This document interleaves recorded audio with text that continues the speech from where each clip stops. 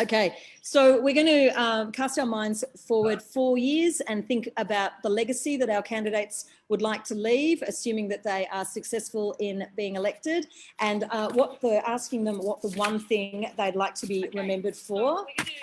And we'll run through in order of the ballot paper. So if we can start with Gary McClure.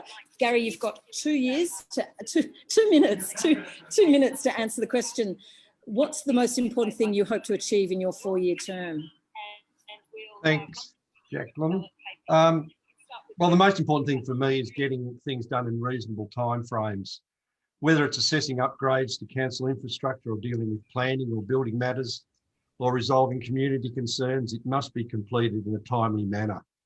Unreasonable delays in resolving matters cost business and the community both financially, emotionally, and causes unnecessary stress. Producing glossy reports does not necessarily mean that positive actions result and in a meaningful time frame. Clear actions, timelines, KPIs and reporting ensure councillors know what's happening and play their role in keeping council accountable. Let's work together in improving council efficiency. Thank you. That's it. Max Lesser, you're next on the ballot paper. What would you like to achieve in the next 4 years?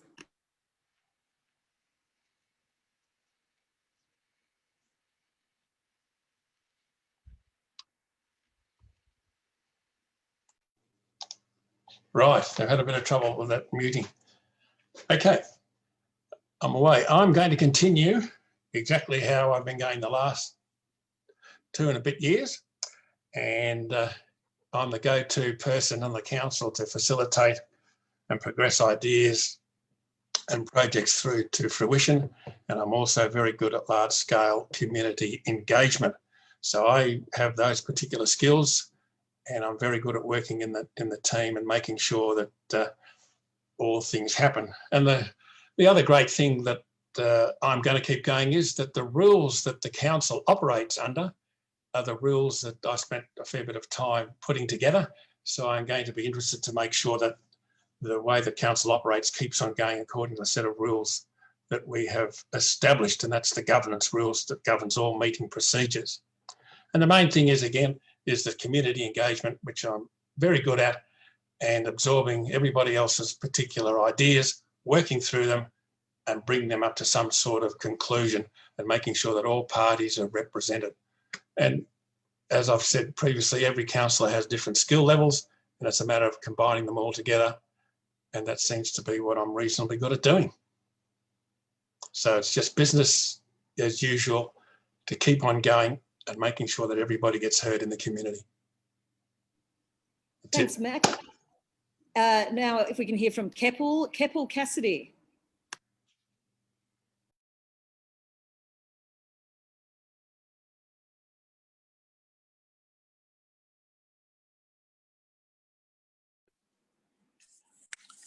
Okay, how's that? Great. So I'd like to acknowledge that we're meeting on Jara country and pay my respects to their elders, past, present and future. So the year is 2024. I've just completed my 4-year term on council, and I'm looking back on what we achieved during this time. The thing I'm most proud of is seeing a community around me that is strong, vibrant, and working together to achieve great things for our Shire. Community bonds are stronger, and everyone knows at least some of their neighbours, with neighbourhood resilience groups flourishing across the Shire, providing social connection and reducing isolation, while responding quickly to supporting the vulnerable when crises strike. We've embraced innovative solutions to the challenges of climate change. Affordable solar panels and insulation have been delivered to homes across the Shire, reducing energy bills and emissions.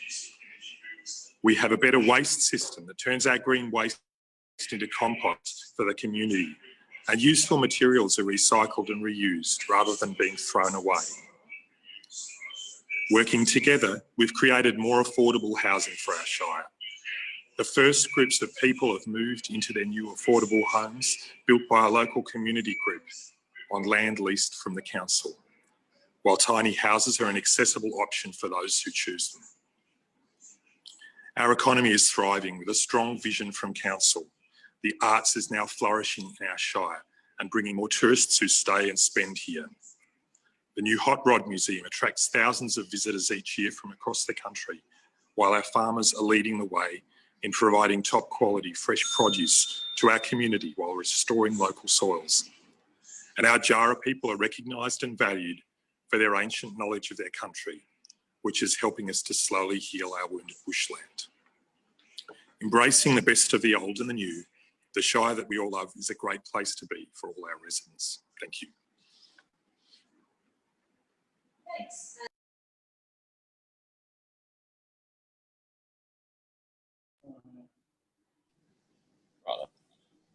Thanks. In 4 years' time, what do I think a successful Shire would have done? It would have united the community, which it currently isn't. It would have treated all citizens fairly and equally in their decision making and consulting properly. We would have achieved a proper waste management and climate conditions that aren't currently being supported well enough. We would have encouraged businesses and recreational organisations, which are going to be extremely important in the next 4 years to grow and to foster. And as the Shire develops in population, we would have understood that development needs to occur, but it needs to occur in the harmonious way of historical and environmental conditions and building little neighbourhood playgrounds in every development site. So basically a better Shire than we have currently. Thanks, Bill. Toby Hayden.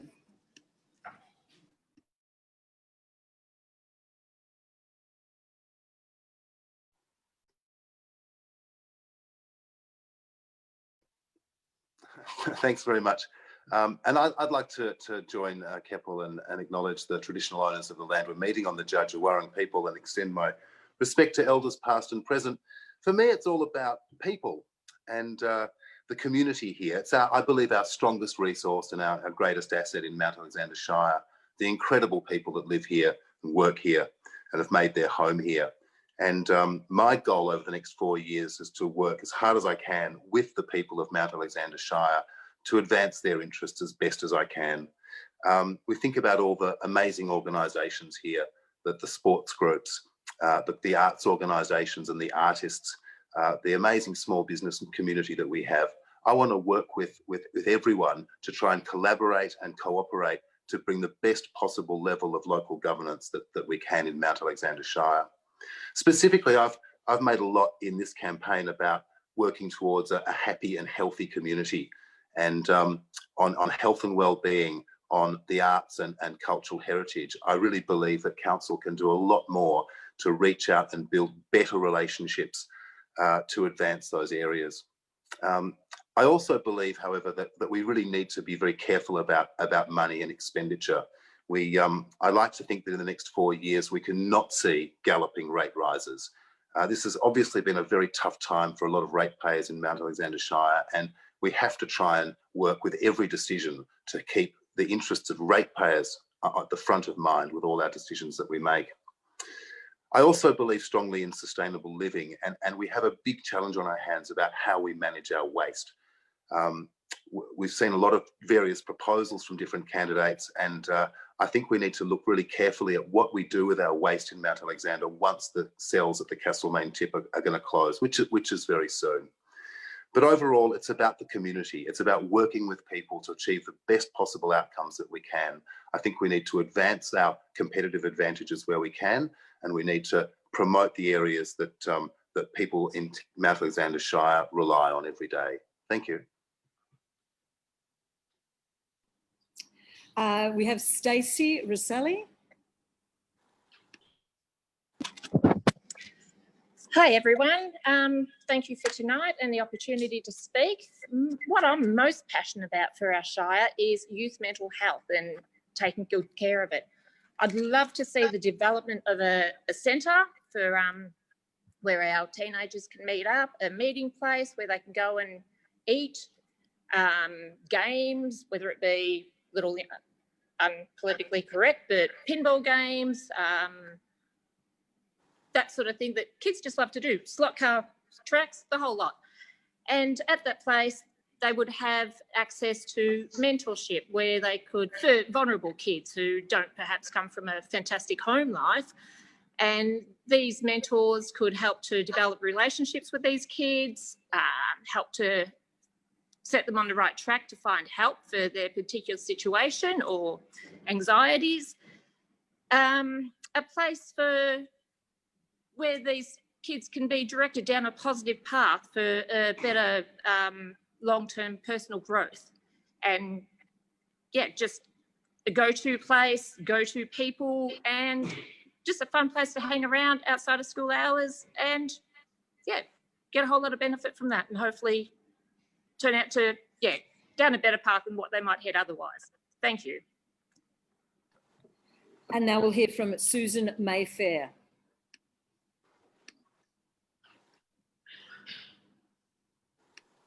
Like the Greens and the Labor candidate, I'd like to say it's acknowledge that we're on the Dja Dja Wurrung country, and my respect to the elders. I've got a broad experience in life, but the most I'm interested in after 4 years would be listening to the wants and needs of the members of our community. I hope to have established a weekly listening post. For me, it would be every Friday over lunchtime in a Ray Bradfield room or the Trades Hall to actually listen to people's exactly what they want and need as far as residents go, and then if as I'm elected onto council, have those wants and needs met. And it's as simple as that.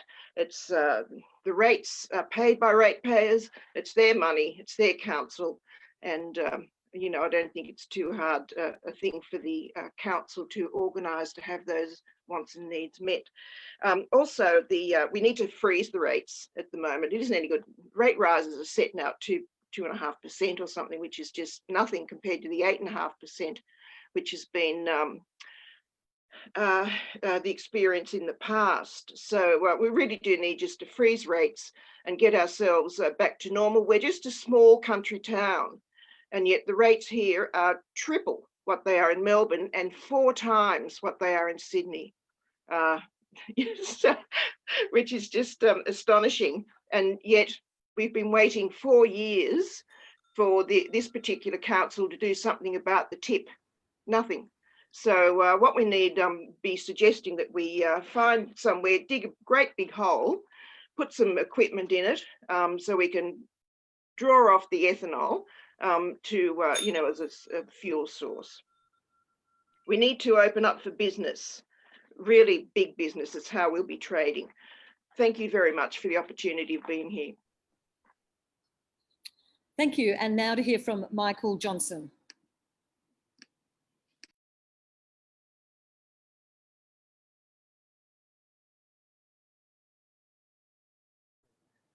Thanks very much, everyone, for organising tonight. I'm going to stick exactly with the question, which is what's the most important thing you hope to achieve in your 4-year term? And for me, I see the need for comfortable and affordable and community housing as being a really, really big issue here. I was talking with someone today from the Victorian Women's Trust who said that there's no emergency accommodation in the Shire. As someone who's worked with the Maryborough District Accommodation Group a number of years ago and seeing the value that service can provide for people who are escaping domestic violence situations or feeling insecure in their home environments overall, an emergency accommodation group is essential for the well-being of a community.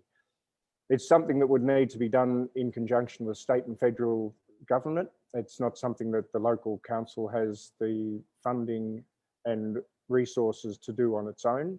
However, it's legislated in the state government Environment Protection Act with amendments in 2018 as to how state government and local government can work together to provide affordable housing as well as community housing. So community housing being put together in conjunction with community housing organisations, which are not-for-profit organisations.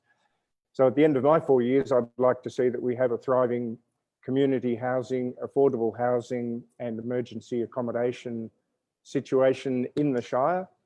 And hopefully that will make a lot of people happy. There's very tough rental situation here. So being able to help more people to come and live in the Shire and to be able to afford where they live and work is vital to having a mutually beneficial situation for everyone in the Shire. Thanks very much.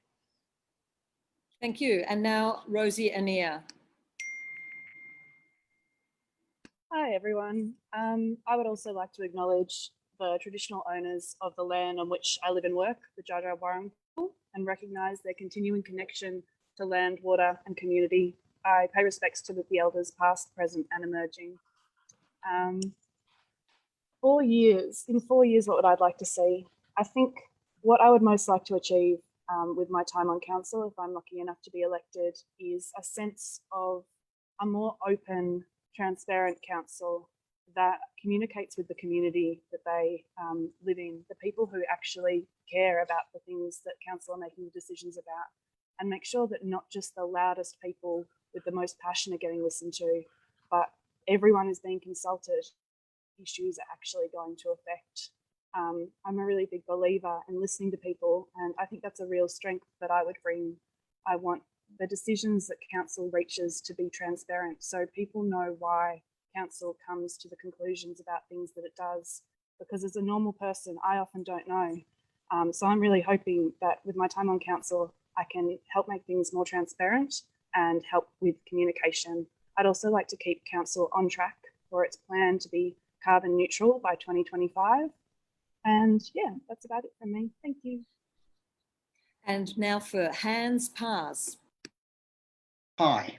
When I came to Castlemaine 15 years ago, I found a place with an easygoing way of life and fewer rules and regulations than anywhere in Melbourne. People were friendly and welcoming and ready to help my partner and me settle into the town. Ever since, I've been a fierce advocate for preserving Castlemaine's beauty, history, and that easygoing way of life while adapting to fast-changing social, economic, and environmental needs. I have valuable experience in the workings of government spanning 40 years, especially local government as a councillor and mayor of Williamstown. In a post-COVID Castlemaine, I would use my advocacy and negotiating skills with the other two levels of government to get the help our businesses and health and community service sector need to recover, to create more local jobs, especially for our young people. My ability to build positive and fruitful relationships, gaining the cooperation of the key players to achieve better outcomes will be vital. My past career, working in government, not-for-profit and community sectors, employment service providers, services to the elderly, including within the Shire, and youth justice, will help me focus on getting the support our community needs to recover while keeping our special way of life for future generations. That will be the focus for me if I'm elected to one of the 3 Castlemaine Ward seats at this election. And finally, we can hear from Glenn Sutherland. Okay, thank you, Jackie, and thanks for organising tonight's meeting. I guess the key thing that I would really like to see in 4 years' time is that we've brought together the facilities and resources of health in Castlemaine and Mount Alexander. And that is for a couple of reasons, which I won't go into right now, but later on, particularly about prevention of serious illness, the treatment of mental health, and certainly getting sufficient community resources for CHIRP. Now, the processes for doing that are really significant. And I would want to make sure, and I am on the Council Audit and Risk Committee, that there is no conflict of interest with councillors and what they are proposing. There is good consultation, collaboration with the community, with key stakeholders, and following on from that, a real transparency. Now, I know that council meetings are on YouTube, which is really good, and that you can get reports about what happens in council by the mayor. Not always the reasons given for a particular motion being passed are given, but certainly there is some indication there. But that transparency and that accountability is really important in any democratic organisation, and that's what Mount Alexander Shire is, democratic, and we do have to speak to our consultants, we have to speak to our community, and that's why I thank again Jackie and Genevieve for organising tonight's meeting, which will go on Facebook and also on the Taproom internet. So thank you for that. And thank you to all the candidates. I must say we've kept excellent time. It's just gone 8 o'clock and we are on track. Let's see if we can keep that up. The very first question tonight is concerning local business and economic development. As a local business, we've been heavily involved with Mount Alexander for past years. So it's very appropriate that we ask the Secretary, Jen Ward, to pose the first question. And the candidates that are going to respond to this question, I might as well give you a heads up so you can pay attention. Stacey Rosselli, Keppel Cassidy and Gary McClure have all indicated their interest. Many others have also, but only 3 can answer. So Jen, if you'd like to pose your question. Okay. My question is, where do you see council's role in supporting local businesses? Stacey, would you like to go first? You are a small business owner and operator in town. You're probably very well placed to respond to this question.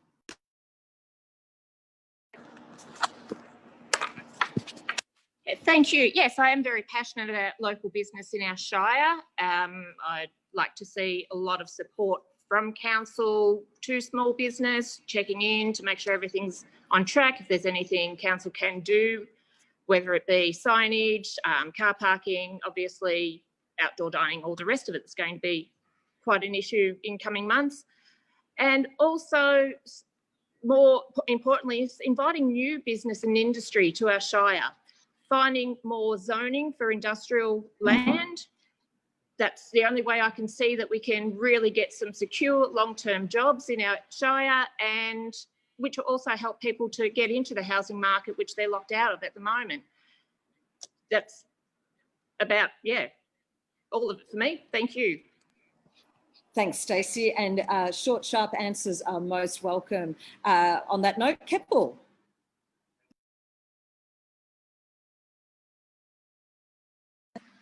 That's better. I keep forgetting.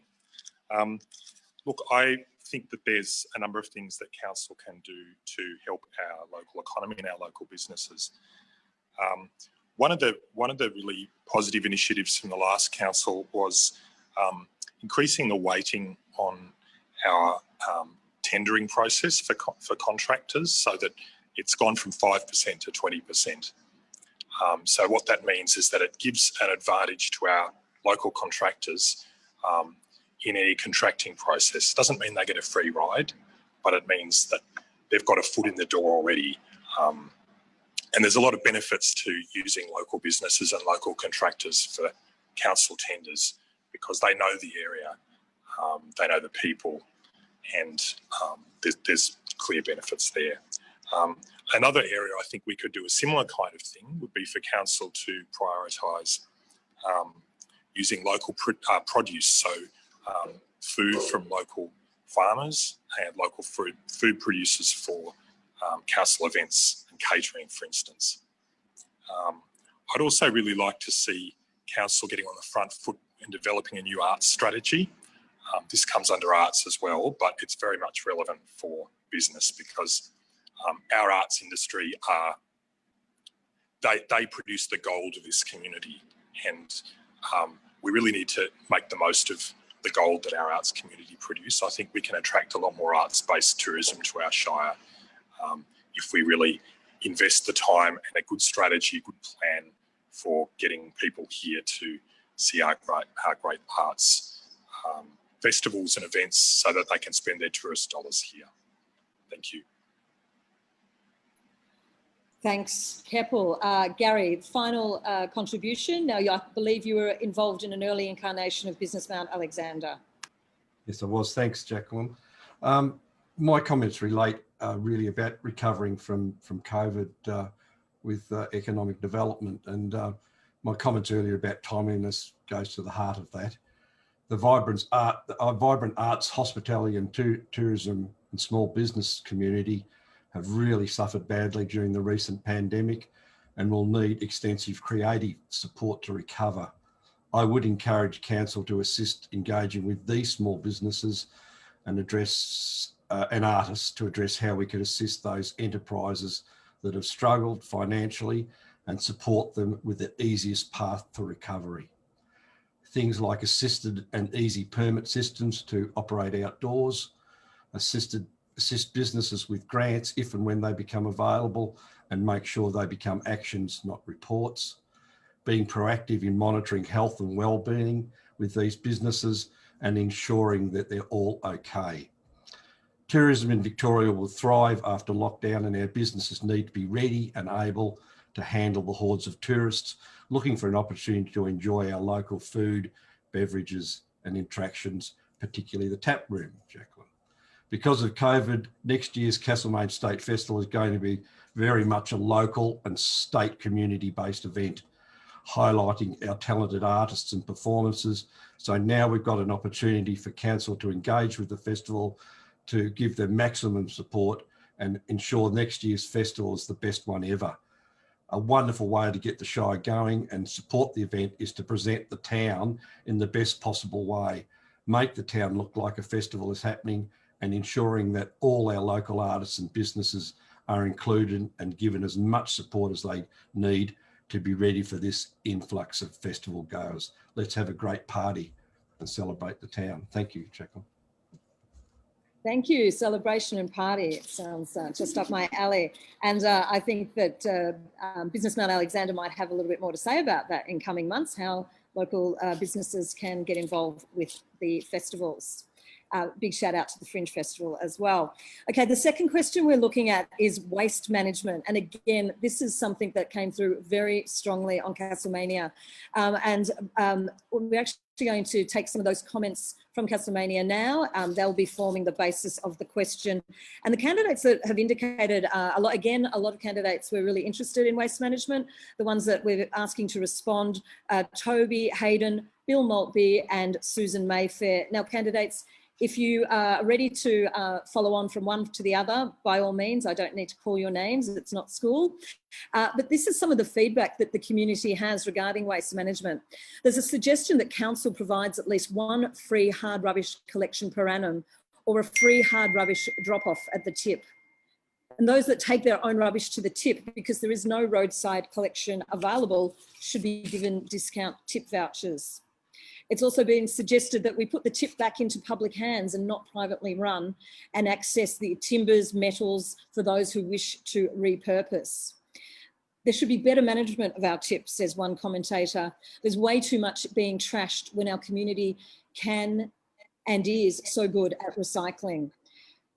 Along the similar lines, a commentator has observed that surely we can have green waste turned into compost. It's a no-brainer to recycle, reuse and reinvent. So candidates, Toby, Bill and Susan in particular, what are your suggestions to address the complex issue of good waste management? And would you like to go first? Thanks, Jacqueline. Yeah, look, it's a huge issue for us. It's a massive issue for us, especially given, as I mentioned before, that the cells at Castlemaine Tip are due to close very soon. They were actually scheduled to close already. They must have found some more room in them. Currently, council has a plan to start shifting waste up to Echuca, and that might be a sound future strategy. I think when we think about waste, it's clearly we're living in a very changing world where the way that we manage waste is changing radically from how we managed it in the past. I envisage a future where we'll have a waste sorting and transfer station locally in Castlemaine to sort curbside, to separate recyclables from green wastes, and then we'll be sending recyclables and construction in industrial wastes to regional facilities for processing. The key here is trying to keep material from going into landfill. And we've seen around the world, there are plenty of examples. And again, on Castlemania, lots of people have had really interesting examples of different ideas for waste management in Scotland, in Western Europe and Germany especially, where very little, if anything, is going to landfill. As for green waste, it might be that a green waste curbside collection might be the way to go. I think we actually need to have an investigation into what is the best way to prevent green waste and organic material going into landfill. It might be that the best option might be for council to subsidise compost bins for houses in the Shire. But we need to look at that in more detail. I think when it comes to hard rubbish, I know a lot of people would love a hard rubbish drive. I think the problem there is that it is incredibly expensive. Council have looked at this. It looks like somewhere like $500,000 for a hard rubbish drive. It's a very difficult proposition. I'd be more in favour of looking into tip passes or vouchers as a possible solution to this issue. But really, I think if we're going to start proposing hard rubbish drives, we really need to ask how's this going to be paid for? With an overall budget of $50 million a year, how are we going to pay for one or two hard rubbish drives? It seems extraordinary. We have to be more responsible with how we manage our waste. And for me, I think the future is in a regional approach where we contribute with other towns and shires to have a regional processing and recovery of and separating of materials that can then be processed and recovered. Thanks.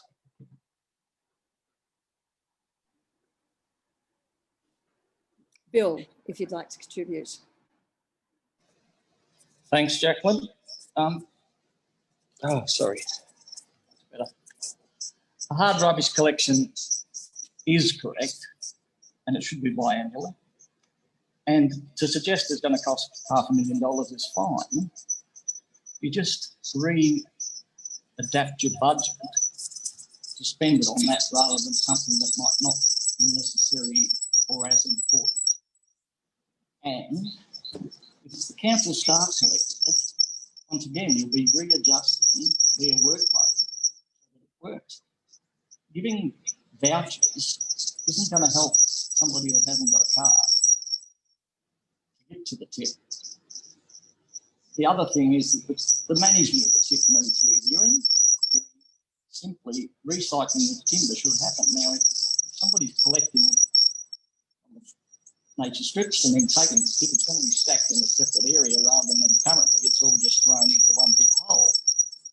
Similar, I'm pretty sure that the recyclable containers isn't sorted properly, and it should be.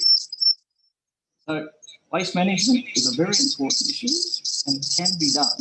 We're the only shire in Victoria, the minute to my knowledge, that hasn't got a hard rubbish collection. So the council previously looked at it and said it's going to cost $500,000. Well, we know why some of them aren't here today. It is easily done if you work on it and do it properly. And nature strip collection, actually, the good old saying, one man's rubbish is another man's treasure.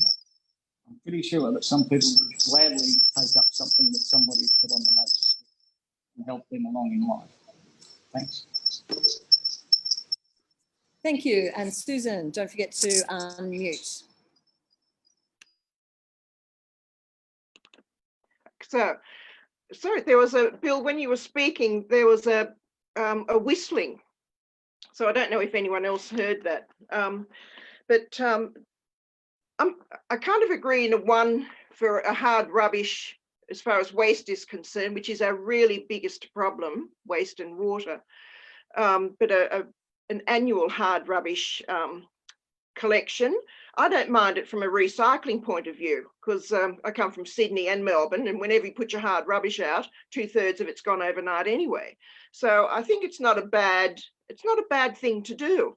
But as far as the amount of money we can have, the statement of cash flows at 30th of June 20, we've got 23 million in rates. We pay 15.5 million for employee costs. So we've only got about 8 million to spend on everything. So it's not a lot of money, you know, in the scheme of things. So we've got to be really clever. But we've just, with packaging and plastics and what we all buy and tins, and then we've got dodgy washing machines that we want to throw out and the fridge blows up. So, and waste is just a part of our lives now. It wasn't in my grandmother's day. If you had some rough clothing, it went under the copper to heat for the washing. But now, you know, we live in a different age. We've got to find somewhere to put the rubbish. I think we've just got to find somewhere, buy some land and dig a damn big hole in it.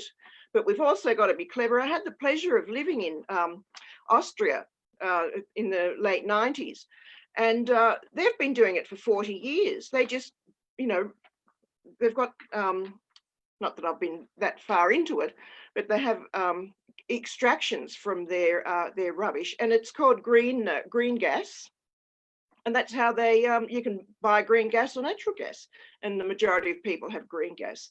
It's expensive to set up, but well, they've been doing it 50 years. So that's how long their machines have lasted. So I like the idea of tip vouchers, but a lot of people, I agree with Bill, don't have cars. So, and if you're living in a flat, well, you know, you don't have anything like that. I really like Eagle Hawk Transfer Station. We could really get into that and bring it back into council's purvey. I think we need to manage our rubbish because no one else is. Thank you. Thank you, Susan. The next question we're addressing is around health and well-being. And we have a video question.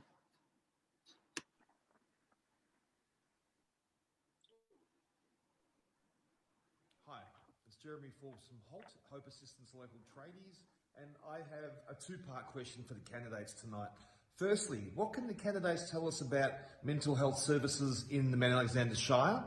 And secondly, what services do they believe we need to increase in the Shire to cope with mental health issues as a result of COVID and just moving forward?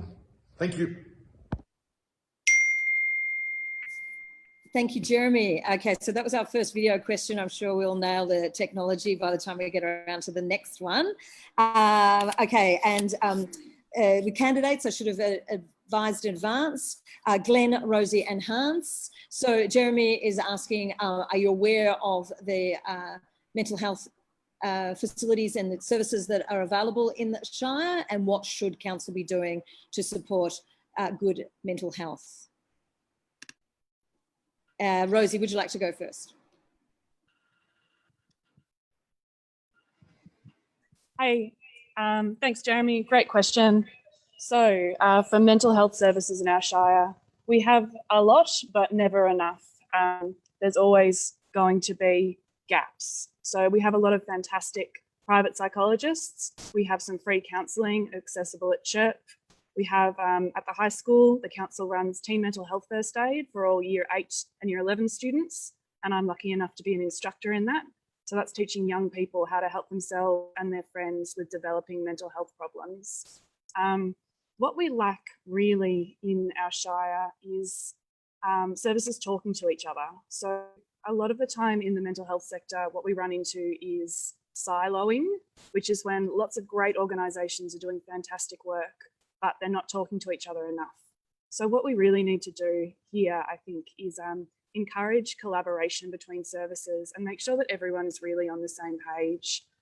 The people who are falling through the gaps at the moment are the people who are getting bounced around from different services and no one is talking to each other. And it's really sad when that happens. I've lost several friends to suicide over the years. I'm very passionate about suicide prevention, and especially in our town where not that long ago we were double the national average.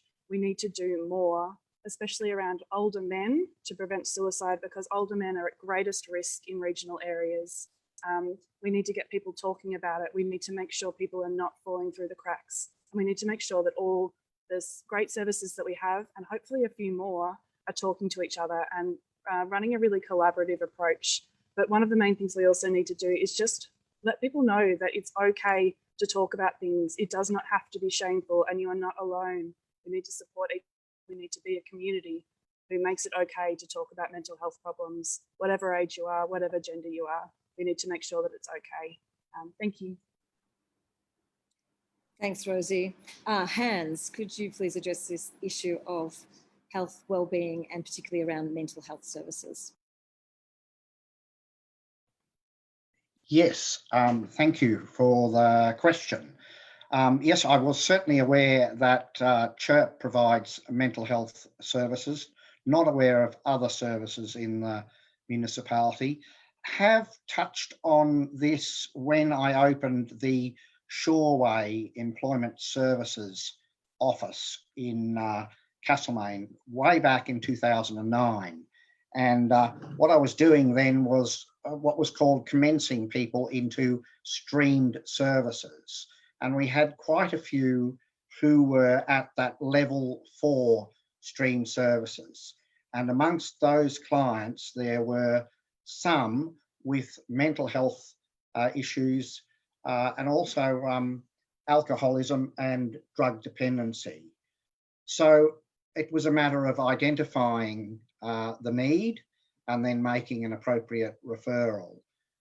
In those days, employment service providers actually were still focusing on helping people to get themselves onto a foundation, a stable footing, so that they would eventually become job ready. That's becoming a little bit difficult in that system today. But we have, I think, excellent services at CHIRP. And the other one is that I did the, I've completed the youth, I've got the certificate in the filing cabinet, the youth first aid mental services, mental health, that's it, youth first aid mental health certificate. The Shire of Macedon Rangers provides this. I would like to see that introduced into the Shire of Mount Alexander. It's a training course that helps just people, not specifically people in particular jobs or occupations or so on, but just helps people identify when a young person is experiencing health problems and to be able to assist them so that they can actually get a referral for assistance. Mount Alexander, sorry, Macedon Rangers have been they've cut into the frontier on this. I'd like to see the youth mental health first aid course provided in this shire.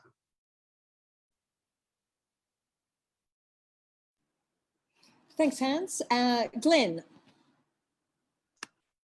Right, Jacqueline, yes. In terms of the COVID-19 and the situation with CHIRP, obviously COVID-19 has been so drastic in so many ways, even though we're not quite locked down as Melbourne is.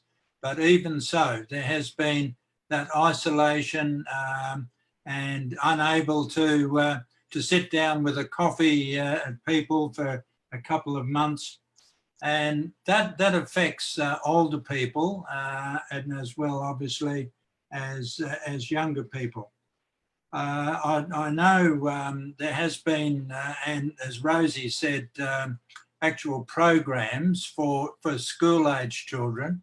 And I know Max Lesser has also been working on that as well.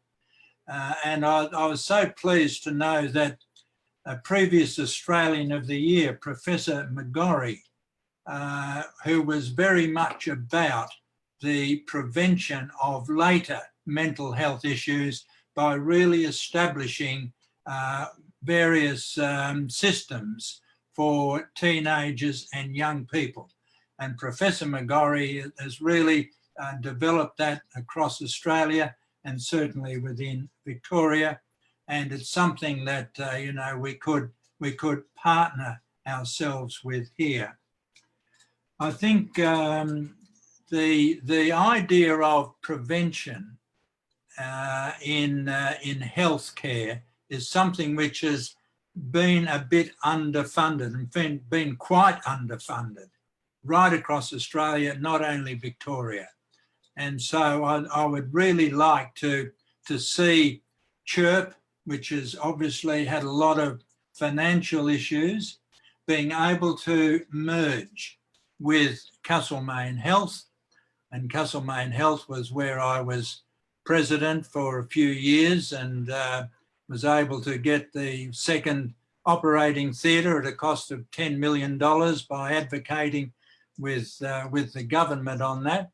And if we can work with merging of CHIRP with Castlemaine Health, that would lead to, I think, very good results for the whole community of Mount Alexander. Having said that, I know there is a real issue about the actual location of where CHIRP and Castlemaine Health can go. And I've talked with the current board president, Peggy, and with Ian, who's the CEO of Castlemaine Health, and they're still trying to work that out with the government-funded strategic management process. Hopefully that will come to some sort of reasonable solution, but it is a real difficulty at the moment to actually get the right location. And with the council's health and wellbeing precinct, they're saying we'll build a new hospital and we'll combine all the allied health. We'll put up a indoor aquatic centre, which will be therapeutic and so on, and get it all in the one location. Well, look, that is a real ideal, but the actual, I mean, we've talked about it for 10, 15 years, and actually working out a practical solution is, well, hopefully it will come about, but it might take a little bit of time. Thanks. Thanks, Glenn. Now, the next topic is contentious for some and pretty straightforward for others, and we're looking at climate change. There is a separate topic which is about the environment and natural resources. There is obviously a little bit of overlap, but climate change has a lot of other factors and considerations. Before we get to the question that's being posed, a video question, I thought it was very interesting. We only had one of our candidates indicate that this was a preferred topic, and it's rather telling that it was in fact our youngest candidate. It may be that the younger generation is much more concerned about climate change, but I stand to be corrected. So the people that this question on climate change are going to answer Max, you're not the youngest candidate running, but would love to hear from you. But Rosie, you are the youngest candidate, not making an assumption about anyone else's age. And Keppel, you didn't indicate that you'd like to speak to climate change, but I'm sorry, it's a bit of a no-brainer that you should have a position on this. So Rosie, Keppel and Max, this question regarding climate change has come from Terry White. Hopefully we've got our video input a little bit more streamlined now. Terry's a local resident who's been very active in campaigning for greater action on climate change for quite some time. So here's Terry's.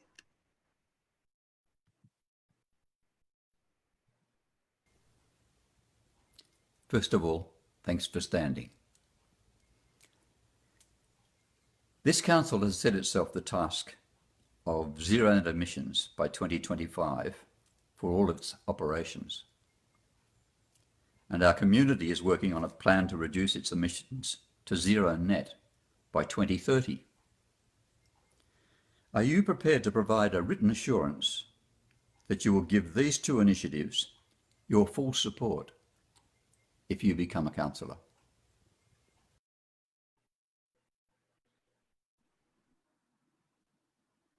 Rosie, would you like to respond to Terry's question? Thank you. Yes, I will. And thank you, Terry. Great question. I recently sat down and read all the submissions that were made to the climate change forum that went before council when they were lobbying them to declare a climate emergency.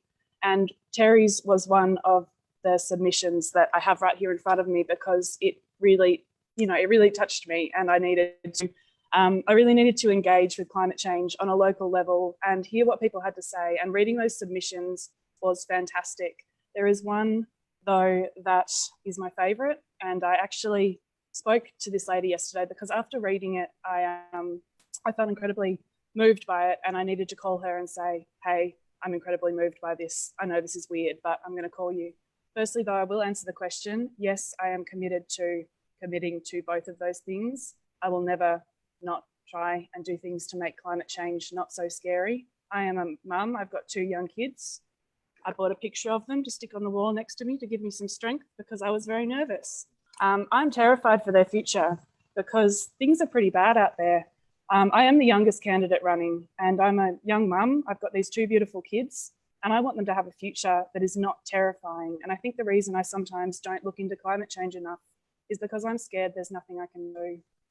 So this submission, which was made by a lady called Melanie Scaife, really touched me because it talks about how terrified she is for her young daughter.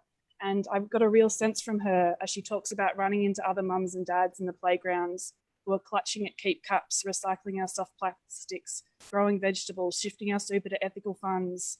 We know in our hearts that it isn't enough. And that's exactly how I feel. I feel terrified about it. She talks about what Darebin City Council did, and they were the first governmental body to declare a climate emergency across the board. 5 steps: declare a climate emergency. We've done that. Embed climate emergency action in all council strategies, plans and actions. Mobilise and build the climate emergency mandate. Get our community active. Reach out to other councils and advocate to state and federal government. Reading this, and I love it how she ends it as well, and I will end the same way. Because it is urgent. It is urgent that we do something now. We cannot afford to wait any longer. So yes, I'm 100% on board, and I will always advocate for this. Thank you. Okay. Thanks. Max, I'm going to call on you, but I must say, candidates, there's a lot of interest online. The comments are coming through that this is a question that should be put to everybody, and there's people are asking that others speak to this matter and indicate what their position is. But first of all, Max, could you please respond? Yes, well, I'm not the youngest, am I?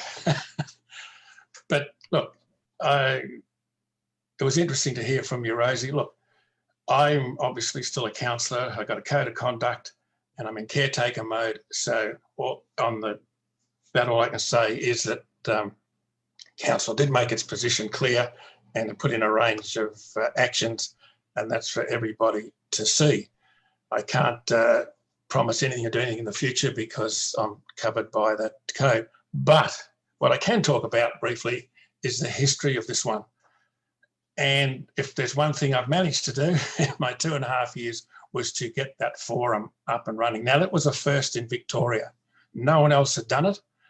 And that was my main contribution, as I said before, was to sort of facilitate these large-scale community involvements and bring everybody together. And the Climate Change Forum was a massive undertaking by council, a very costly undertaking as well. And I said it was unique in the history of Victoria. And a lot of other councils wondered, how did we get that up and how did it happen? Yes, it's all about process and about legalities and getting things to fruition. And it was only through the help of the community, even in the last minutes of the prior to council meeting, that we managed to get some sort of, discussion going. And I was surprised, like every other councillor, that my motion got support from the community, and that's what got it across the line. And hence we had this great climate change forum that went sort of day and night, and all these people were able to write in and contribute. And so the result was, as you see, nothing was foregone. It was all above board. There were no preconceived ideas, but the main thing was to get the community involved and to all air their views from both sides of the spectrum and anybody else. And those letters that you read out enabled that to happen. And I think that was, the great thing from my point of view that it actually transpired, because I can assure you nothing was cut and dried as far as the climate change proposals were going historically. So I just thank the community for working with me to get it to happen. Thanks. Thank you, Max. And Keppel, if we could hear from you. Thank you, Jacqueline. And I'm not sure how I missed getting that one on my preferred topics list, but I'm glad to have a chance to speak. I'd just like to say thank you, Terry, for the question. And I know you're you've been a very tireless campaigner and worker on this issue for a long time. So I'd just like to acknowledge your work. And also, I'd also like to acknowledge people at the other end of the spectrum, the young climate strikers who have put themselves on the line in this community in a most incredible way over the last 1 to 2 years. So I am very passionate about climate change. I think I think Kevin Rudd referred to it as the great moral challenge of our time, and it is a challenge. It's not an easy thing to do what we need to do to make the changes for a climate-safe future. But I also think a really good point was made by Warwick Smith, who was one of the people who contributed to the Climate Forum, and that was that it's also an opportunity.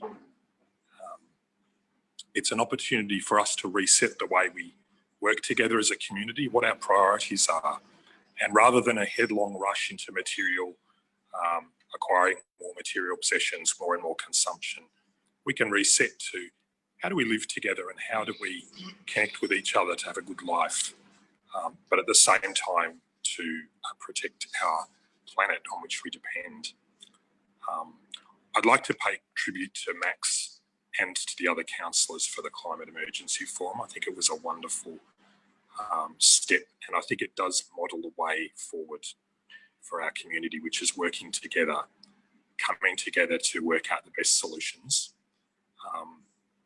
I am prepared to commit in writing or whatever means to work towards those two goals, which I think are crucial. The council being carbon neutral in its operations by 2025, but also the community emissions, and that's a really big challenge. I think there are some really important things that we can and should be doing to reduce community emissions, and one of the ones that I've put forward is retrofitting our houses using state government energy upgrade finance scheme, and this has become available just this year. So that's a way where we can affordably help everyone in our community to retrofit their homes with solar panels, with insulation and so forth, so that the emissions from heating and cooling are much less.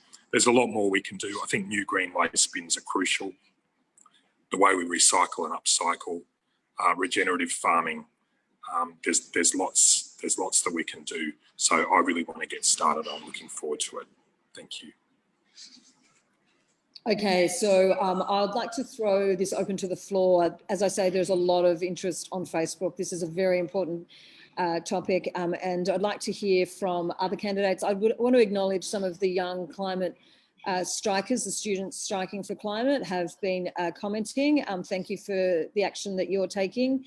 And I'd like to encourage other candidates to contribute. I would ask that you keep it brief.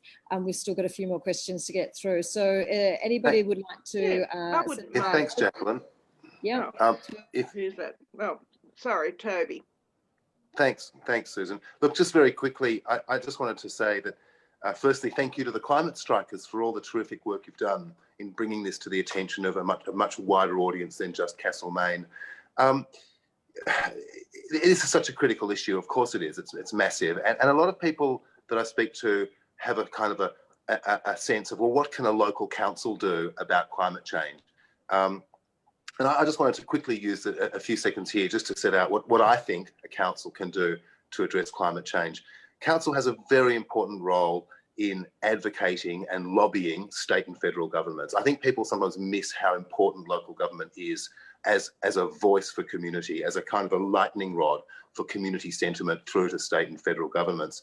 I think that the point that Keppel made about state government programs for energy efficiency, it's really important. That's crucial. And when local councils get on board with those, that's really important too.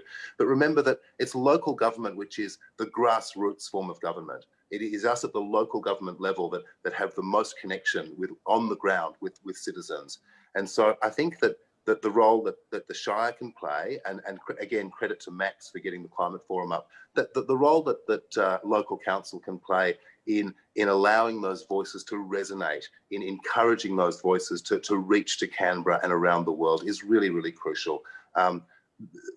Of course, this feeds into so many other issues to do with waste management, transport, how we work, how we live, solar panels and so on. But I'll stop there and let Susan have a go. I think it's marvellous if everyone can have a crack at this. Thanks, Jacqueline. Okay. Thanks, Toby. But look, I'm just a task-oriented, pretty, basic, practical person. So I think to myself, well, with no environment, because of all the gases, that means that the earth will burn and all the water will dry up, and the majority of us, there will be a few that'll survive through it, but we won't. So it's a no-brainer, obviously, that we do something about it. And I'd like to thank all those young activists too. I was an activist in my day, and I probably still haven't stopped. But don't let anyone browbeat you and say you should be somewhere else. You just keep going. Well done, every single one of you. I'm not into the minutiae of the climate change debate is probably as much as Max is.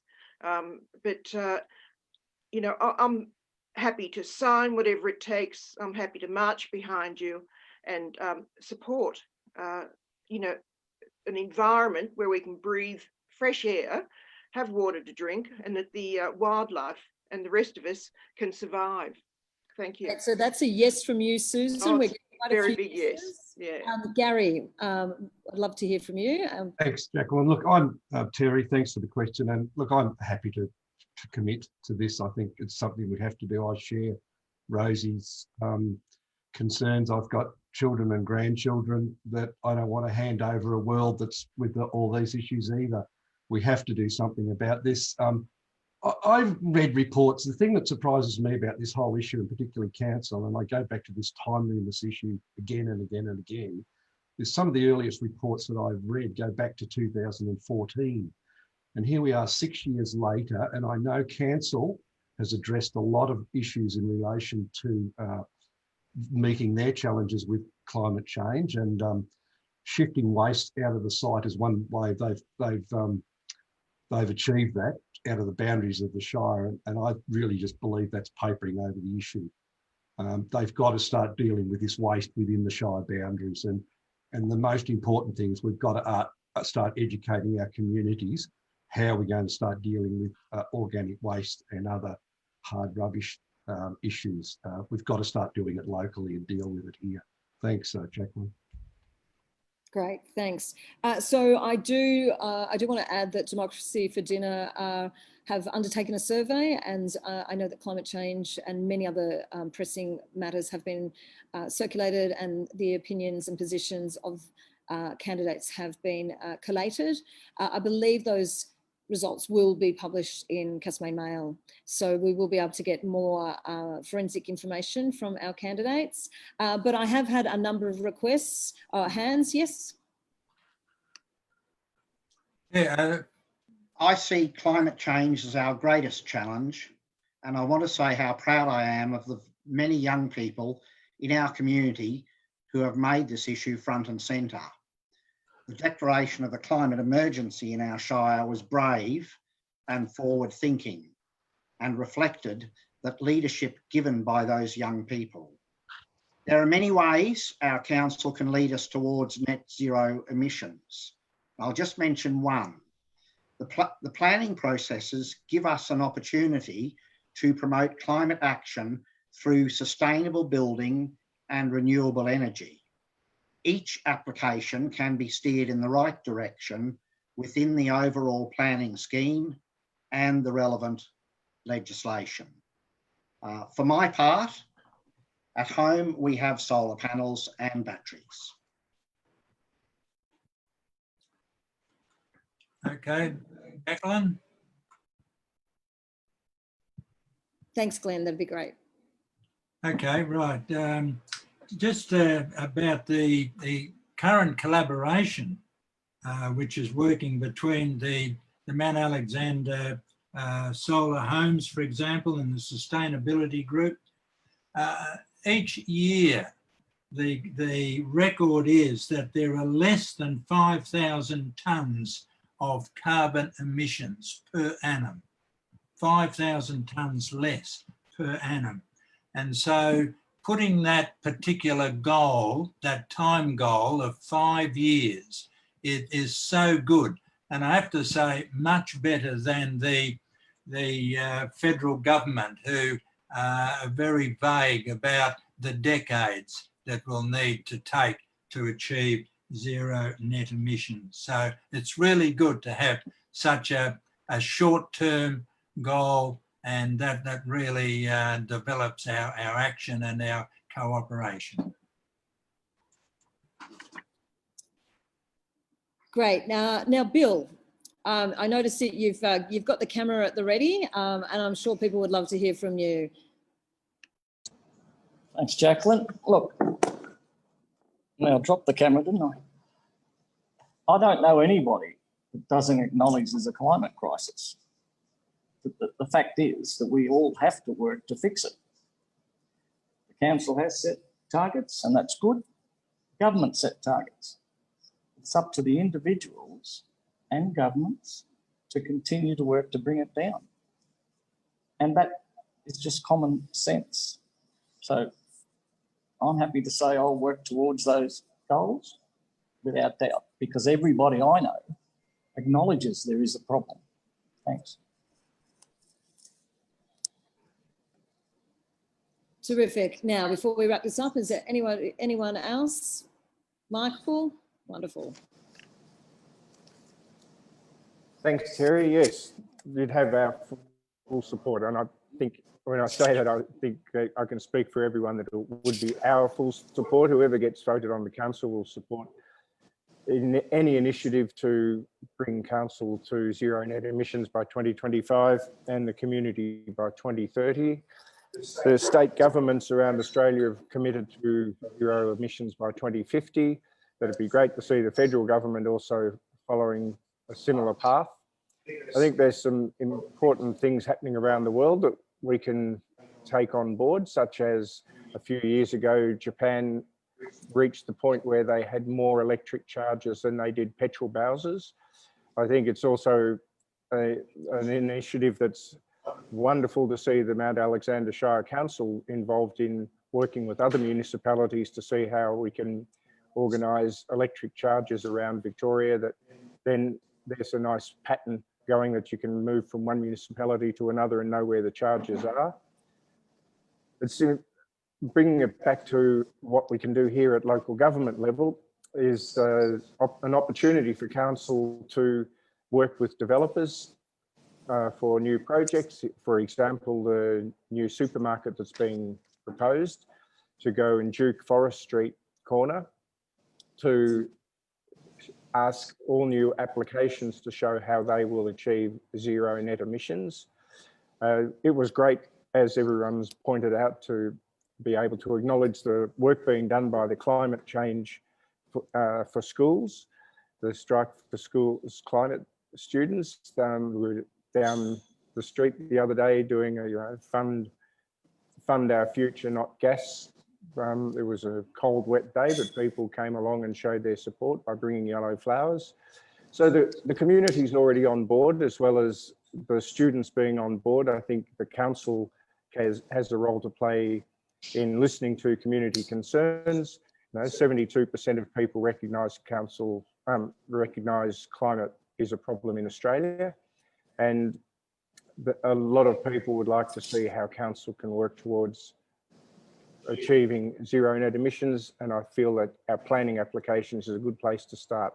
That may be difficult for existing businesses, but it's something that we can work together with organisations like MASC to help existing businesses to figure out how they can also achieve zero net emissions. Thank you. That's great. Thank you, everybody. I really appreciate putting you all on the spot and getting those contributions.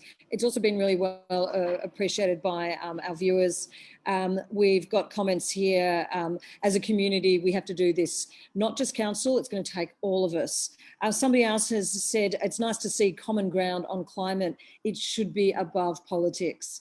And yeah, working together, all of you, will be essential if we are going to tackle this emergency. So our next question is concerning arts and heritage. And we've got a video contribution from Mark Anstey of Lot 19. Obviously, Mark is involved in the creative sector, but I also want to acknowledge that he is a nurse and a carpenter, so a man of many talents. And Mark's question is going to be, Gary, of course I was going to ask you. You've been the chair of the State Festival for umpteen years. So Gary, if you could respond to Mark's question, Susan and Toby. Here's Mark. Hi everyone, Mark here. I moved to Castlemaine because of the rare creative community. We're home to Castlemaine State Festival, Australia's largest state-funded multi-arts festival. The Theatre Royal, which is the longest continuously running theatre, and also the Thompson's Foundry Band, which is the longest continuously running brass band in Australia, or something like that. All very important things to me. I would like to know if they also are important things to you and how you plan to strategise to protect, reinforce, support and grow the creatives in our community, not just through tourism, but specifically in the way that they need to be supported. Thank you. Gary, if we could hear from you, please. Thanks, Mark. Thanks, Jacqueline.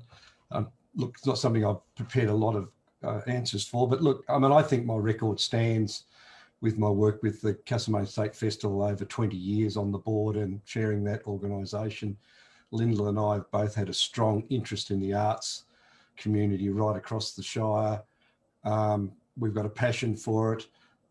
Mark knows my commitment to the arts in Castlemaine, and I'm going to work hard if I get into council to get a connection between council and the arts community.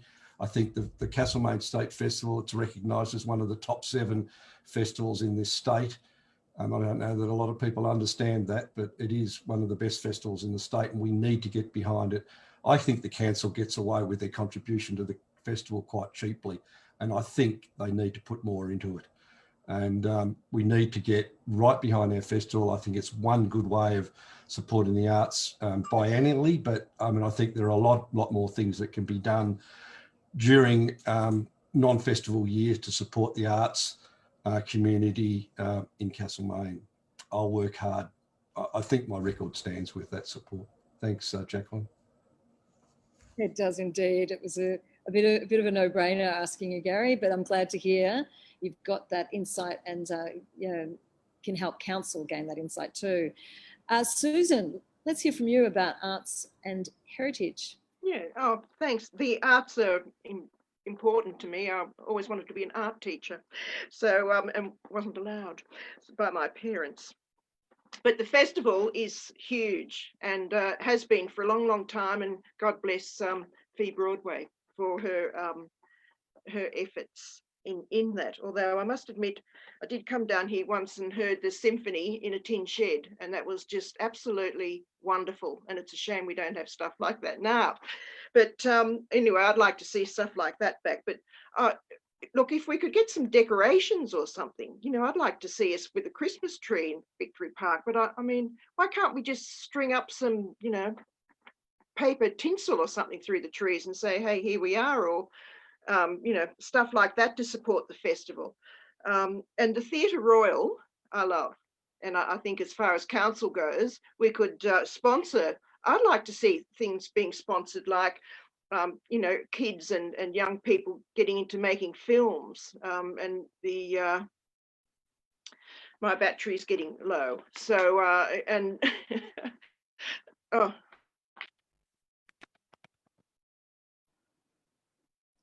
Okay, so while Susan recharges her batteries, Toby, can you please make a comment? Thanks, Jacqueline, and thanks, Mark. Yeah, it matters to me. I'm incredibly passionate about the arts in Castlemaine. I've been lucky to be involved with the Castlemaine Theatre Company the last little while, and various kind of different projects around the traps. I think council's role can actually be really important in promoting and facilitating the arts and the arts industry here. We have an excellent cultural development officer or arts officer, but I really think I think we need a kind of a whole of council approach to the arts. I get the sense that while there are lots of people on council that mean really well and we all love the arts, we all kind of love being entertained, I think sometimes we need to recognise more the importance of the arts to our community and our town.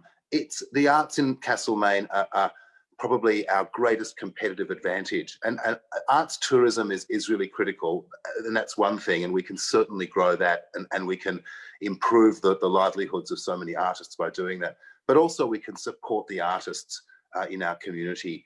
I agree with Gary that we've got to be able to find some more funding for the festival. It's incredible what the festival manages to achieve every time on such a limited input from the local council.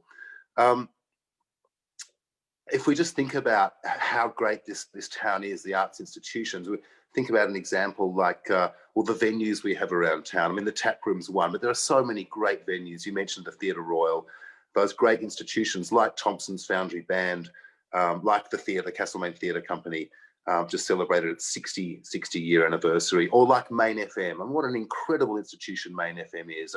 And this is something that I've been talking with a lot of people about recently, about how that institution, what an amazing place it is, how a town of 10,000 people, a shire of fewer than 20,000 people, can somehow put together this media company, this volunteer-run radio station, which would be the envy of a city 10 or 20 times the size of Castlemaine.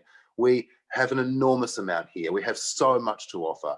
I do think council could be much better in recognising and appreciating the arts throughout council, planning department, all of the departments. I think the whole permit system for events we need to look at making things more streamlined and making it easier for artists to get their work produced. I think just quickly as well, if we think about overseas cities that are really famous for their arts, like Weimar or Stratford, we see little things like signage. Where's the signage in Castlemaine? That's a practical thing council can do. Appropriate signage up to indicate to tourists and to locals alike where these great institutions are. But look, for the sake of brevity, I'll leave it there. But yes, Mark, it matters a heap to me, and thanks a lot for the question. Thank you, everybody. And I'd just like to give a big shout out to Main FM. We are very dedicated sponsors of this great community radio station. All right, so from arts to the really fun stuff. We're going to talk about rates. And of course, we've had a lot of comments about rates.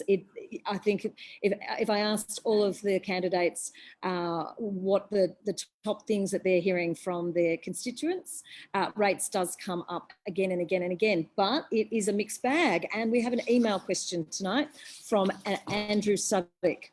And he asks, well, it's a statement first of all, rates on property, like taxes on wages, are one of the most democratic ways through which we raise revenue for local government.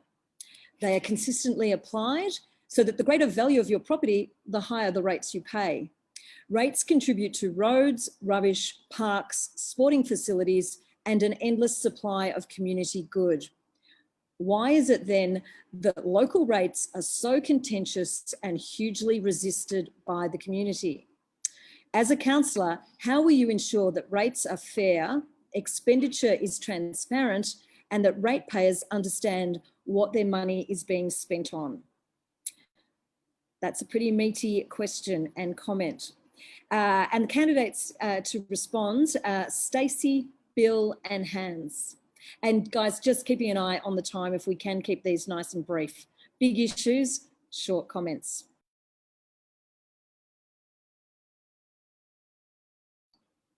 Stacey, are you okay to kick that off and responding about rates? How do we get people to appreciate that it's important? She's going to use this one.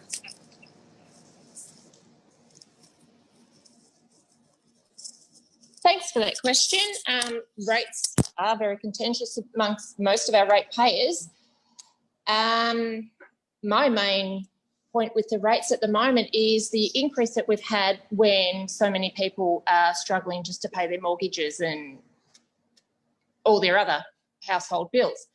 I think that when the economy is in a bad way, our rates need to sort of maintain to a lower level and just spend within our means. Concentrate on our most necessary facilities and services and keep it simple.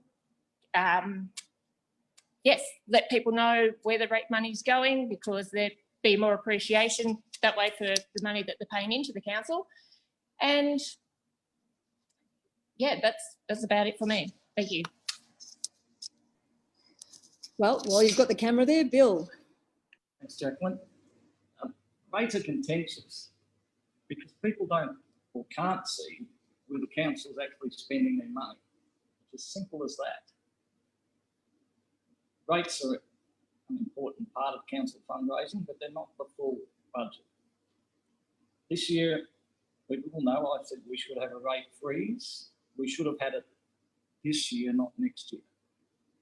There is a world economic crisis. There's an Australian economic crisis. $40 a week, no, $40 a year, sorry, will affect, and that was what the rate rise was on $400,000 house roughly, will affect some people getting their essentials. So a council needs to say, how are we going to spend the rate money that we get in? We're going to spend it properly, or we're going to waste it on things that don't really value the community. And to do that, it's pretty simple. The new council, very simply, should look at the administration and see what jobs there are maybe duplicated in the community that council may not necessarily have to provide. And there may be others, but you would need to do a full audit. But rates are important for the council finances. At the same time, the ratepayer has to get value for money. Thanks. And finally, Hans. I'm going to disagree with our questioner. The rates on property are not naturally fair because the rates are actually charged on the value of property and not the income of the ratepayer. Many ratepayers are income poor and asset rich, and so the rate burden does not fall fairly on them. At the former city of Williamstown, I was part of the team that managed to secure the only rates decrease in the history of the municipality. Keeping rates down is not rocket science. It just requires a methodical and disciplined approach to budgeting and a strategic approach to windfall revenue. I believe that our shire, like Williamstown then, has the opportunity to at least strike the odd 0 rate increase in every 4-year cycle. Thank you. Thank you. Thank you, guys. Okay, so we've got a question here. There were some questions and a significant contribution that we have grouped under the heading diversity.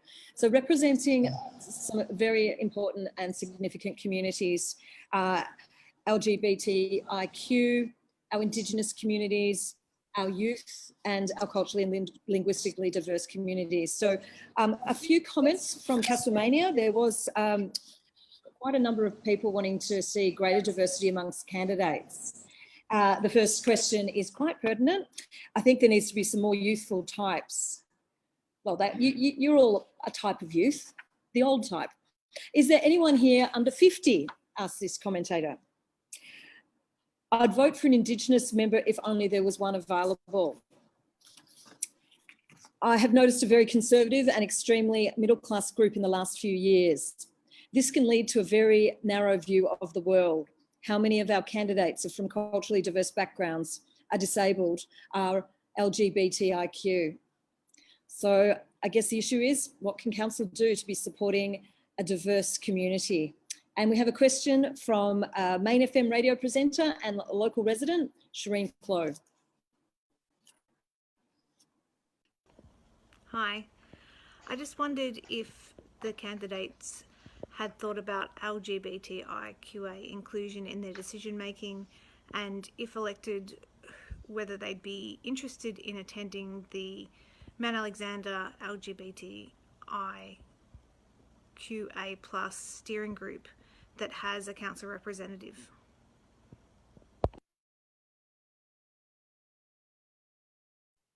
And we're going to put this question to Max, to Michael, and to Rosie. Hang on. You've given me that one.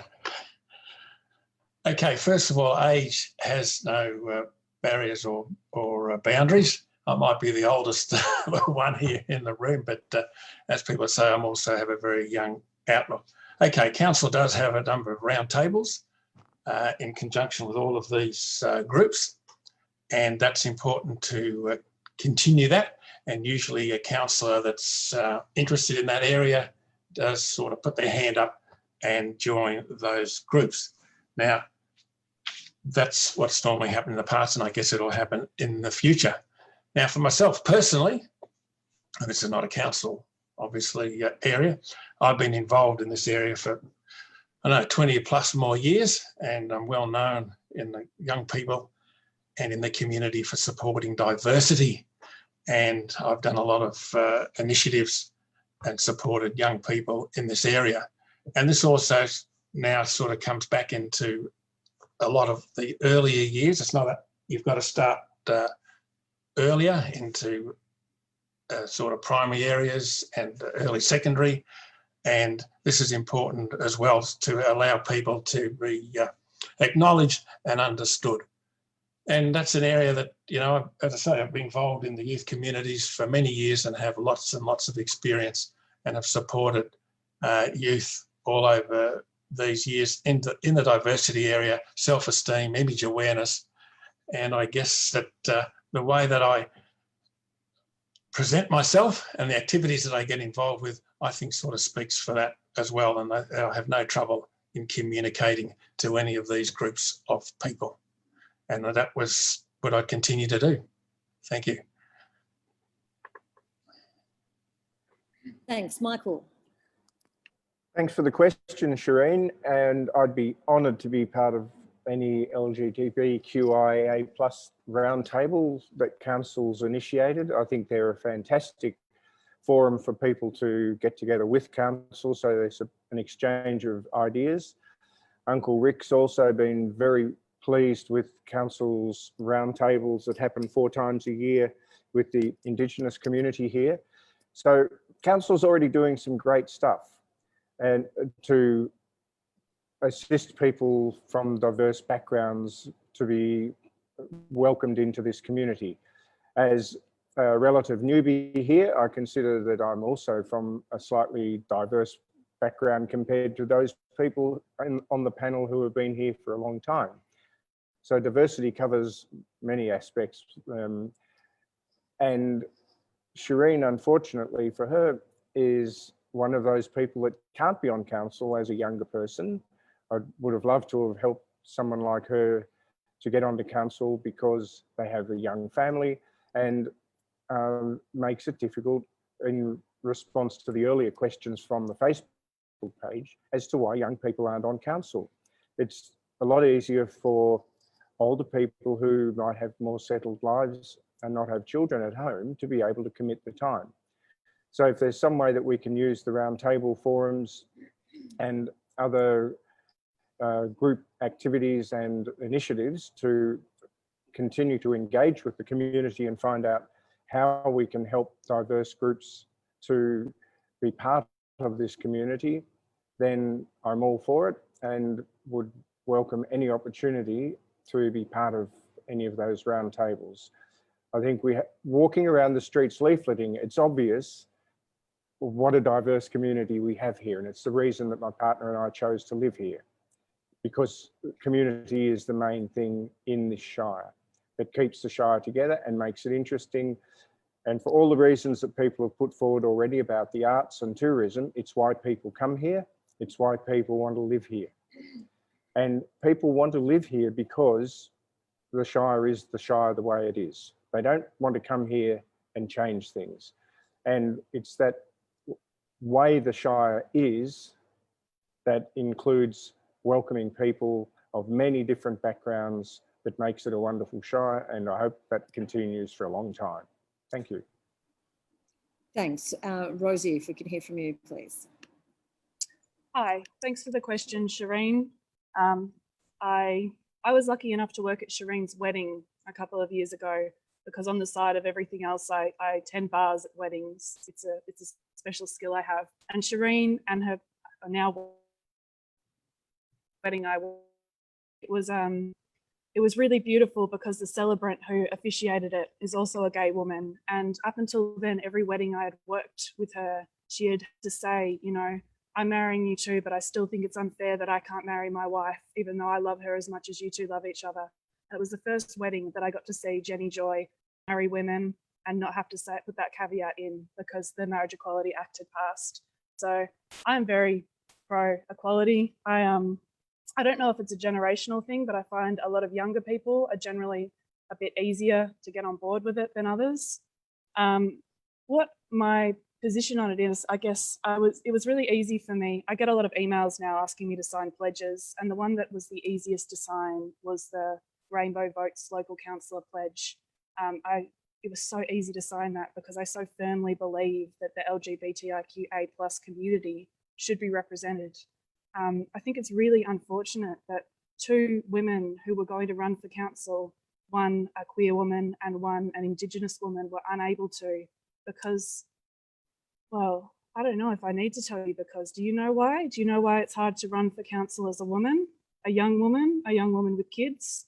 I've lived here my entire life pretty much, and the council has consistently been made up of old white men who I have nothing against. But when I decided to run for council, one of the main reasons I did it was because I wanted young people to know that you don't have to wait until you're retired to run for council. You don't have to wait until you've got a lot of money or you've got your life together. You can just do it. I'm doing it now. I don't have time for this some of the time. I'm finishing uni. I've got 2 kids who are constantly screaming at me. Sometimes I'm tearing my hair out, but I'm having a crack because we need to do it. We cannot let all our decisions be made for us by older people who do not understand what it is like to be young and scared and angry. Sorry, I went a bit off topic there, but I feel very passionately about the lack of diversity on council, and I am sick of it. And I guess I'm here representing some of you who feel sick of it too, because I am the youngest you're probably going to get for now. I'm 28. I don't feel young, but I'm a lot younger than a lot of other people. So I don't know. That's all I have to say. Thank you. Wow, that may be the most magnificent thing we've heard all night. Thank you so much, Rosie. I do also want to acknowledge some commenters who have pointed out that the need for council to get on board to address the needs of people with disabilities around housing, employment, social opportunity and access. And that's a massive need. That is a community that we all have to step up and ensure have a voice and have opportunities. So thank you everybody for that contribution. We've got some emailed questions. We actually got two very similar questions from two local women, and this issue has also been raised in tonight's live stream feed, and I think it's come up in Castlemaine as well. I must say it's come up on a number of fronts, and this is regarding planning and development. So we're going to ask Bill, Hans and Toby to respond to this, and specifically these questions, two of them pretty much the same question from Sally Capteen, who is the founder of the Castlemaine Farmers Market, and Prue Cole, who is a local artist and resident. And the question is, whilst there is community support for an alternative supermarket in town, the location is critical.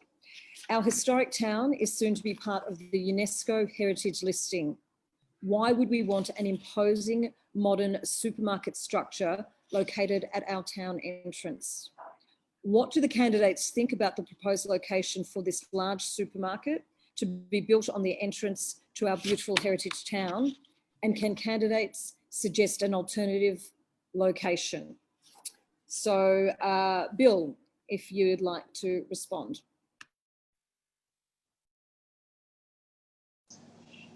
Thanks.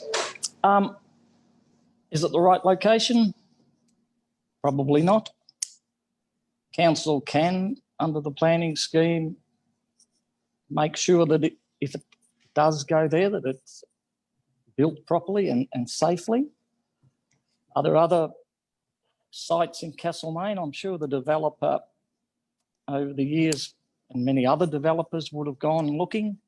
One of the things about retail developers is that they always want to be in the CBD. But if I was looking, I'd say Campbell's Creek, Diamond Gully, Mackenzie's Hill is a growing population. And if the post office is shut in Campbell's Creek, you can't get a bottle of milk. You have to come into Castlemaine.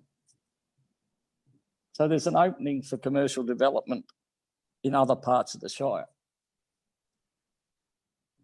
That site, to me, does have some issues with traffic and design. Well, design will come through the planning process. There's no doubt council can make them design it to suit the heritage nature of the community,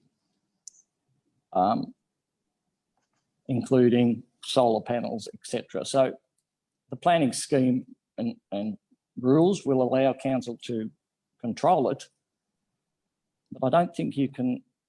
If the land is zoned properly, it's pretty hard to stop somebody building something unless it is against the regulations. Similar, it's pretty hard to say we don't need an extra supermarket in town. That's private enterprise, and common sense is that if somebody wants to have a go, then you have to let them. If they fail, they fail.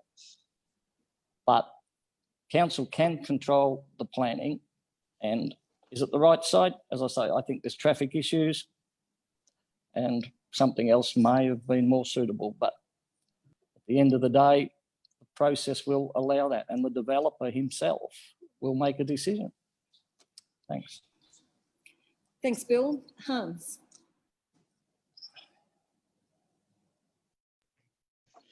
Well, I have a big problem with this question.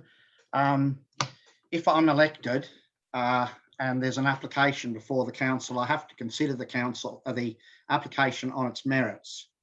And if I preempt that discussion now, specifically talking about location, then the argument can be put that I'll have to absent myself from the application process.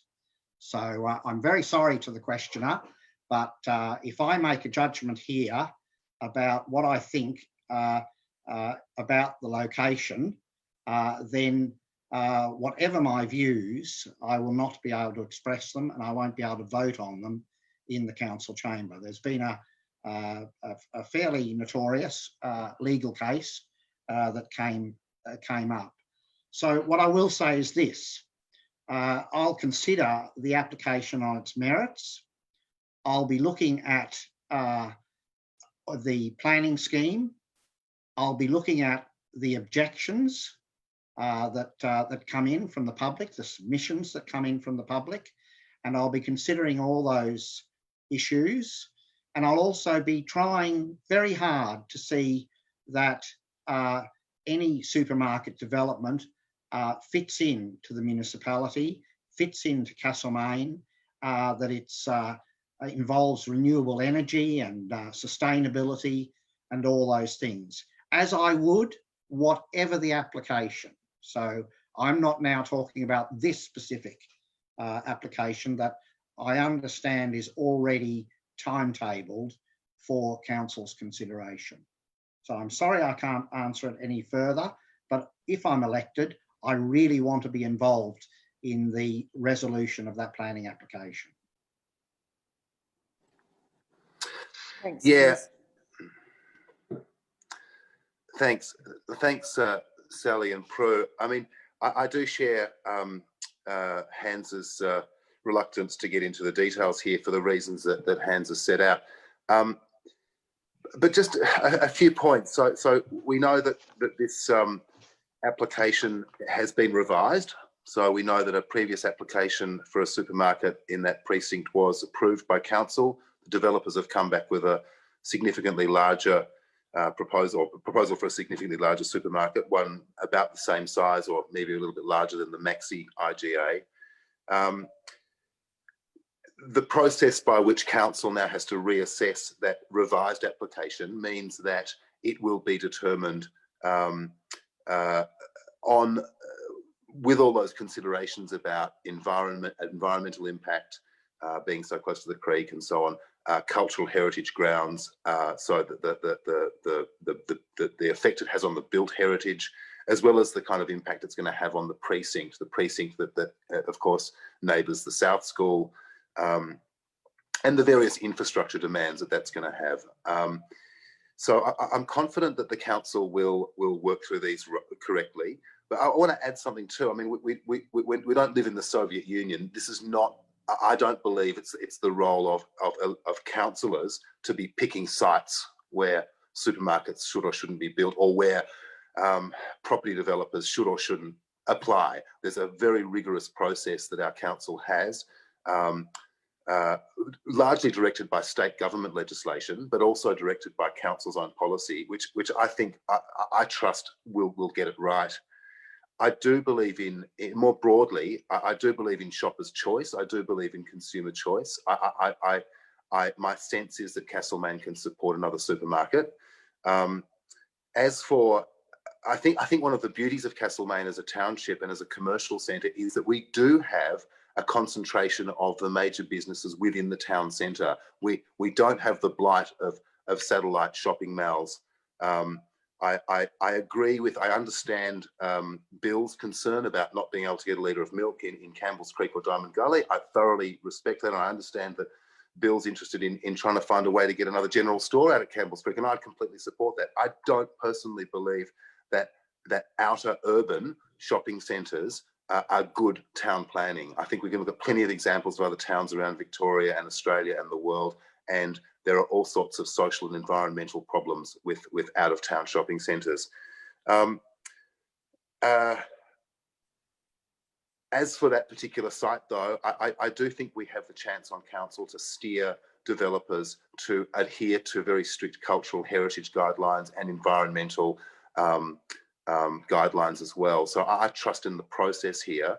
And yeah, I'll leave it at that. But thanks very much for the question. It's a hugely important issue for us. And I thought that this might be an issue that might be dealt with by this current council at an October meeting, but I have the feeling now that it may be one that's in the basket for the incoming council. So it's going to be very important. And as Hans said, we'll all be very busy dealing with submissions from the public over this, I'm sure. Thanks a lot. Thank you. And if anyone's interested, they can Google Winky Pop for all the reasons why it is a complex legal matter. Thank you, Pop. And I do believe submissions regarding the supermarket development close tomorrow.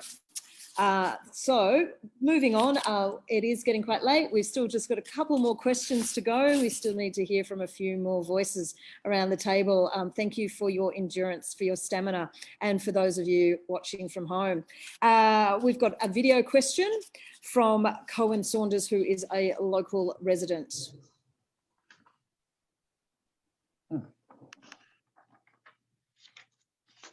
Can't hear him.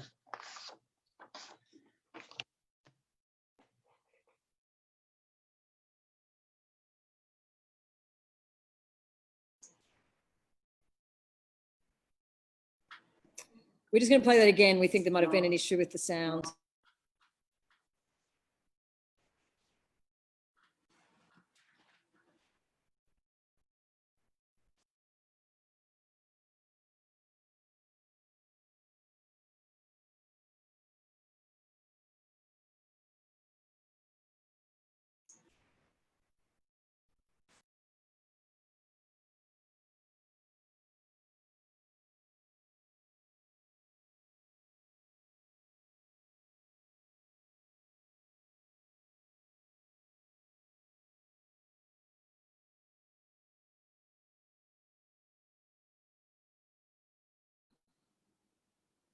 Okay, mystery, no sound. Sorry, Cohen. Are you going to try again to see if we can get this one? Okay. Yeah, so apologies to Cohen. He is a young voter, possibly certainly first time voting in council elections.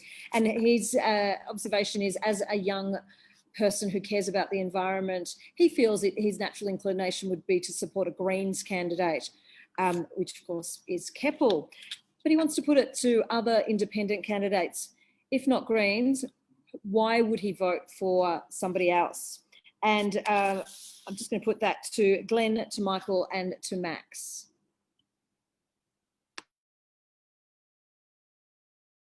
All right, just starting with me, Jacqueline. Okay.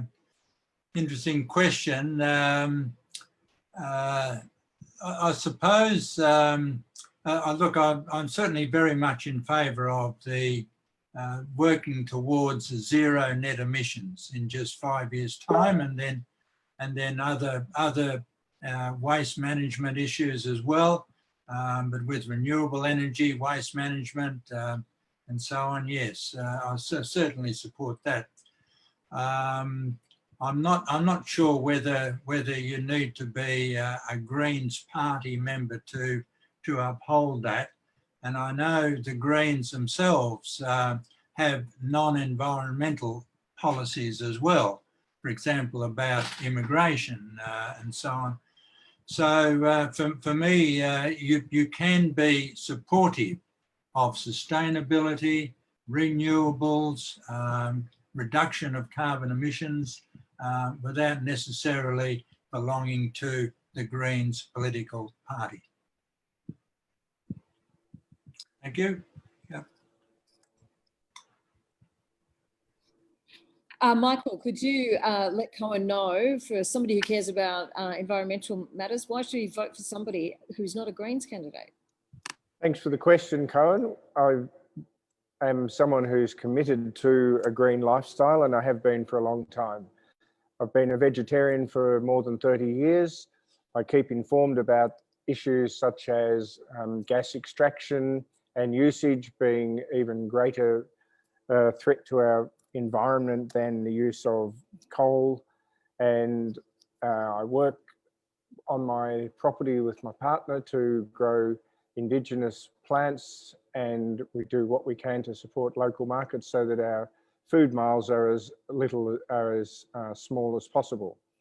So I live a life that tries to be as green as possible. I have also written letters into the newspapers, and hopefully you've read a couple of them, that give my thoughts about how the local supermarket could be asked to be shown how they're going to be as green as possible, as well as any other activities in town that we undertake controlling their emissions so that we work towards zero net emissions.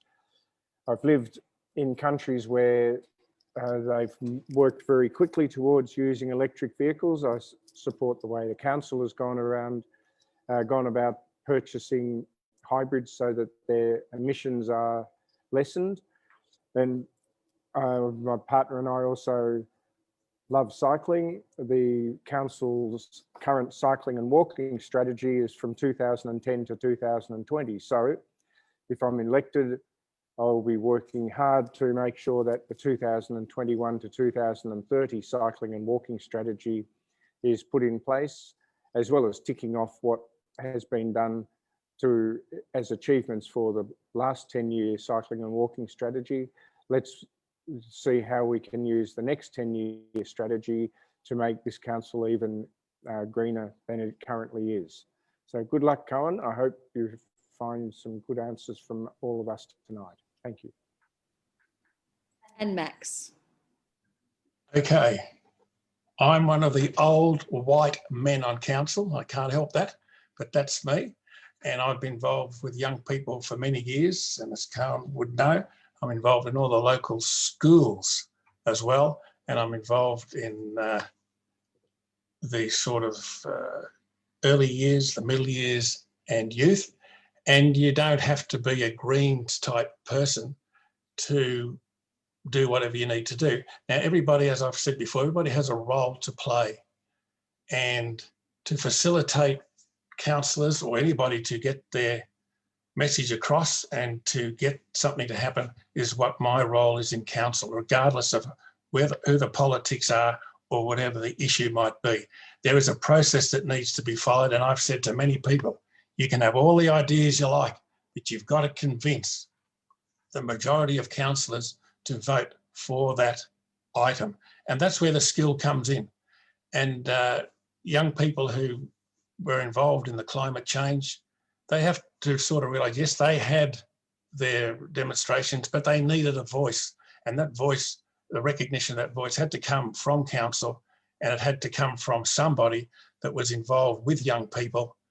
And the other councillors had recognised that as well, that is one of the things that I do personally, and I'm still involved with young people and working in the system and supporting them. And I think that's the key here, is that it's not always the politics or the ideas. It's got to be able to get through, as you would know, even in any school situation, you have to vote for somebody and get your ideas through. So age or politics really is a separate issue. It's about that ability to nurture, to help, and to facilitate. And that's the reason I am where I am. Thank you. Great. Okay, we're at the 2-hour mark. We've got 2 questions to go, but I know some of those council meetings can go for a lot longer. So you're in training. Question number 10 is around housing affordability, and this is an extraordinarily there's nothing controversial about it. What is controversial is this situation where we find ourselves with such extreme housing prices and housing shortages. So we've got a question here from Lexi Randall Destrange. Lexi is the chair of Chirp Community Health. And here is her question. The question is going to be put to Stacey, to Michael, and to Keppel.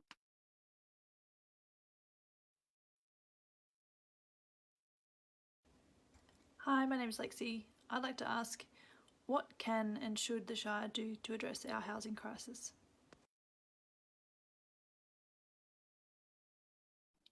Stacey, can you kick us off? Thank you. Our housing crisis, as far as public housing goes, I think the council really needs to keep at our local MPs for funding. It's not something that local council can fund. But what we can do is, I've had conversations with Fred from Fred's Tiny Homes, and I think that's a very viable thing that we could work with. At the moment, it seems that the location of the homes can only be in one place for up to 2 years in 6-month blocks. I would hope that we could turn that around and perhaps have residents in these homes for up to 2 years to give them a chance to get good, secure employment, perhaps a mentorship program for these people to help them to build both financial and lifestyle skills in a more positive way, teach them good budgeting, to start to get that home deposit together and get themselves into their own home. And again, I think it comes down to getting more business and industry into our town for more job opportunities to help to turn things around for a lot of people who are struggling to get into the housing market. Thanks for your question. Thanks for your contribution, Stacey. Michael. Thanks for your question, Lexi. What can and should our council do to work around our housing crisis? The first thing they should be doing is working with the state government, which is responsible for most of the legislation around affordable and community housing and emergency accommodation. The Environment Protection Act, updated in 2000 with the amendment in 2018, lists 8 areas that the minister has notes on that local councils can work with, so that they can work together with community housing organisations and state government organisations or departments, as well as local councils, so that it's a triumvirate or 3-way partnership to get something up and running. Now, affordable housing has a couple of aspects to it, whether that be renting or ownership. So we need to be finding out who is at the very low income or medium income levels in our society, so that we can help them on their path to renting or owning. And the community housing organisations are the ones who would then manage those particular facilities with assistance from the state government to build them. Public housing is owned and managed by the state government, so there's a few different models that could be used in this municipality. One of the areas that people are talking about at the moment, it's attracted a lot of attention of the tiny houses. And again, that would come back to whether they're affordable or whether they're community housing and how they fit under council's planning schemes to make sure that there's sufficient waste outlets and water outlets for those particular houses. Otherwise, they could be said to be houses on wheels like caravans. So it's one of those things where there's a lot of people come into play for this particular area. It's very important, and people on very low incomes recognised under state government levels of income per annum for a single person, 20,000, for a couple, 30,000, and for someone with dependents, $40,000 a year. So that's something that we can start to pin our hats on, finding people who are in those income brackets and working with them to see how we can find somewhere for them to live. As someone who came into town looking for somewhere to live a couple of years ago, my partner and I were astounded at how expensive it is to buy and rent here. That indicates that there is a housing shortage. The person I mentioned earlier from the Victorian Women's Trust that I spoke to today said that there's no emergency accommodation in Castlemaine. So I feel that's one of the first things that council should be working on, is emergency accommodation, because the incidence of reporting about domestic violence has gone up during the coronavirus period. So there are people who need help, and council should be there to provide help by linking people with the appropriate community networks. Thank you. And finally, Keppel. Lexi, thank you for your question. This is an area that I'm really passionate about. I work in mental health, and my experience in the work that I do has shown me that insecure housing, homelessness, of course, unaffordable housing take a terrible toll on people's mental health. And I've seen, looking at following this on Castlemaine over the last week, that we do have a real crisis here. There are a lot of people who are struggling to find somewhere affordable to live. And in some cases, people who have lived here for a long time are having to move out of the area, which is just not good enough. So yes, part of the challenge is that we do need to keep the pressure on state government to lift their game on building more social housing, which they've failed to do. But also council needs to step up on this issue. I really very much support what Stacey said around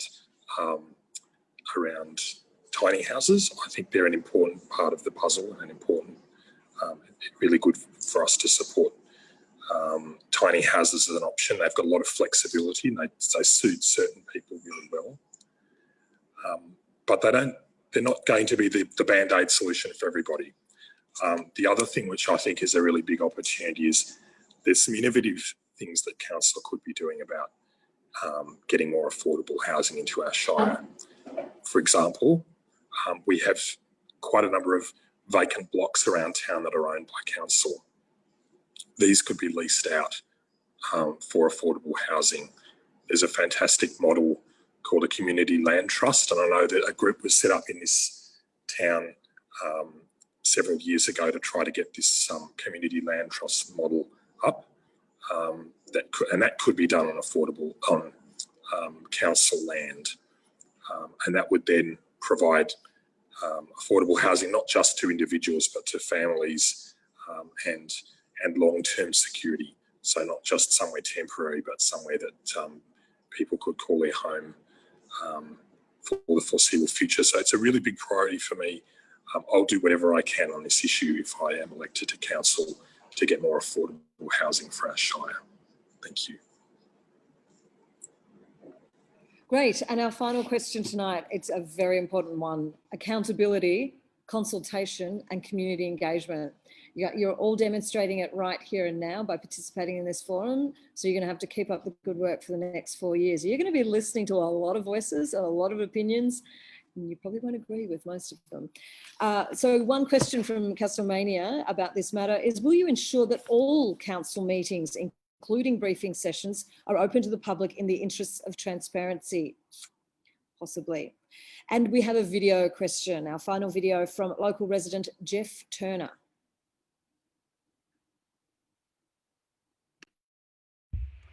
Hi, my name's Jeff and I'm from Castlemaine. First of all, can I just say thank you to all of you who have stepped up to run for council. It's really great to see so many candidates and to see such interest in local government. My question for you all is this. Being a councillor, you need to make some significant decisions about the broad range of services that council has responsibility for. Decisions that can shape our towns and that will affect many people. How would you as a councillor approach decision making to make sure that you made informed decisions that are really in the best interests of our community? Thanks. Okay, so this question goes to Susan, to Glenn and to Gary. Susan.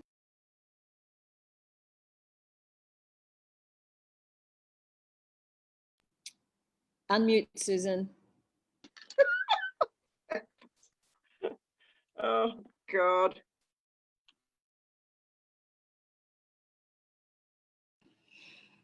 It's been a long night, so it's a bit tricky, but Susan, you've muted yourself again. Okay, so unmute and I'm ready to roll. So anyway, thanks for the question, Jeff. But as I said, as a Trotsky girl, I believe that all meetings should be open to the public. And these are the little rehearsed sessions that I think current council has been doing for quite a few years. I know people that have been thrown out of those, that have gone in and just said, you know, it's supposed to be open, and they've literally been thrown out. So yes, if you vote for me, you're welcome to come into any meeting where 3 or more councillors are. The thing about Jeff, and thanks for your question, Jeff, all I believe in that is if we ask what the community wants, then there are no big questions and there are no problems and queries. So if at my Friday, you know, public meetings, I call them clinics or, you know, information sessions, and people say, well, you know, this would be a good thing. Well, it's a no-brainer that you just have to stand up as a representative of the ratepayers of Castlemaine, that should say, well, this is what, you know, the community thinks is a good thing, and I will back it. So I mean, what are big decisions? You know, where do we stick a hole in the ground for the waste, or do we support a friend of mine wanted to live, you know, talking about housing affordability in the town. She wanted to, and now lives in containers, shipping containers, and had to take the council to VCAT to get a permission so that she could do it. So council has to be really a bit more broad-minded. But if it's what the majority of people want, it's your rates that are paying for it. So you get to call the shots, as far as I'm concerned.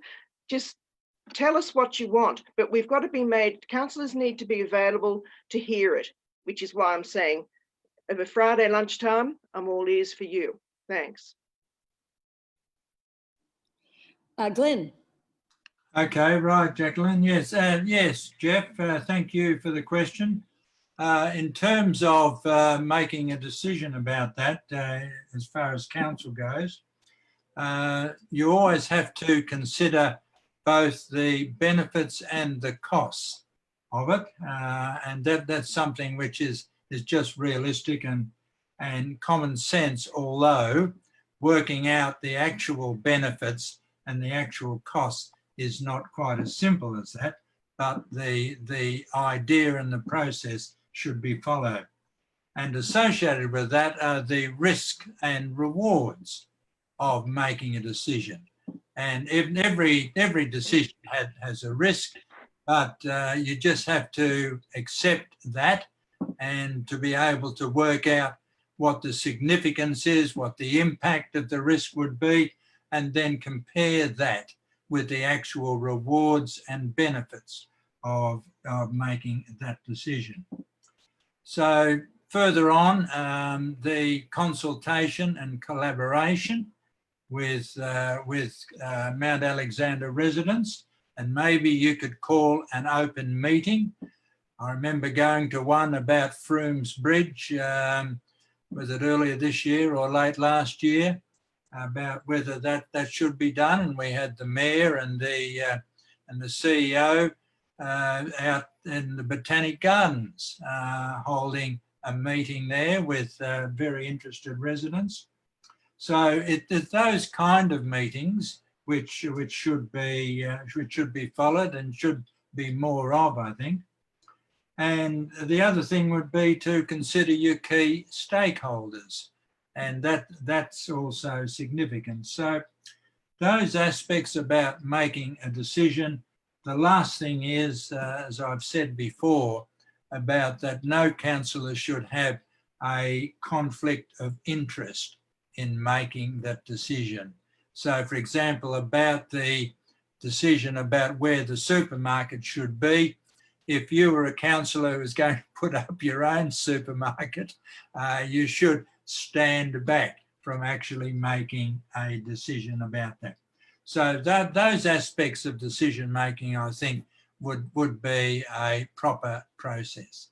Thank you. Thanks, Glenn. And I would like to acknowledge that residents of the Froomes Road Bridge Action Group did submit a question. We didn't incorporate it because it was very specific to that one particular issue.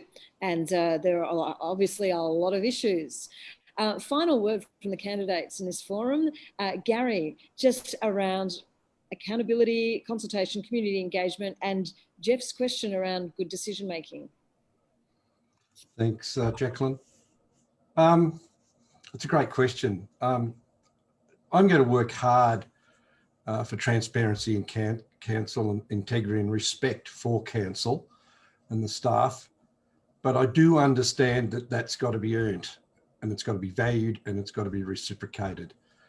Council's not always well regarded, and that stems primarily from perceived poor service delivery and poor communication.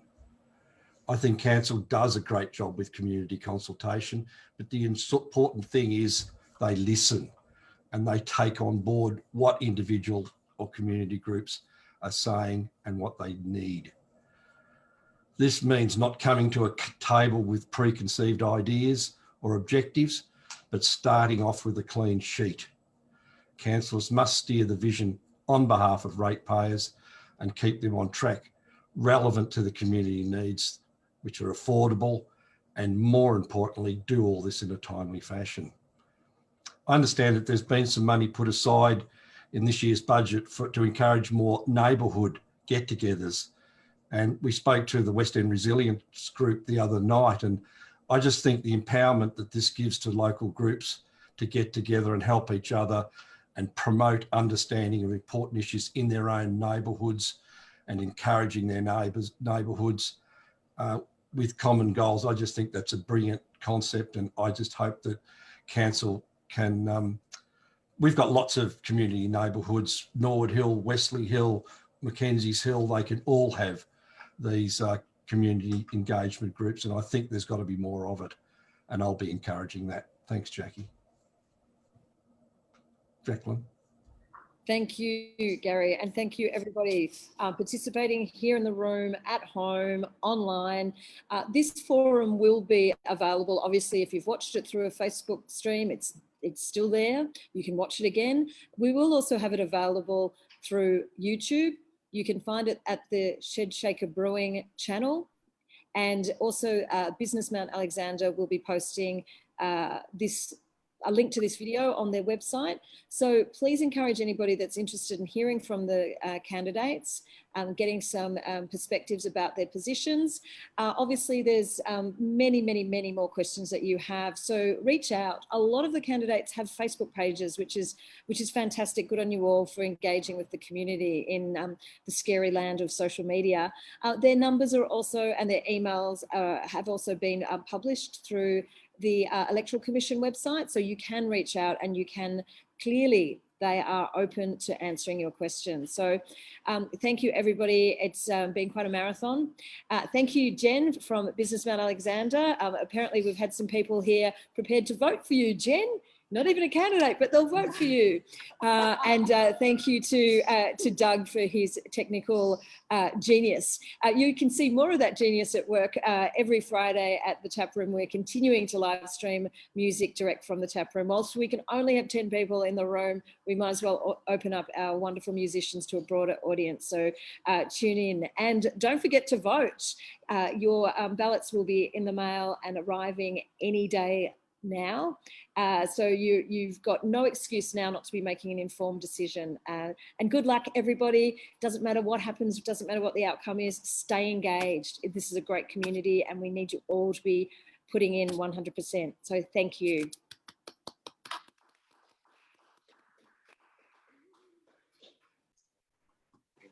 Thanks, everyone. Yeah.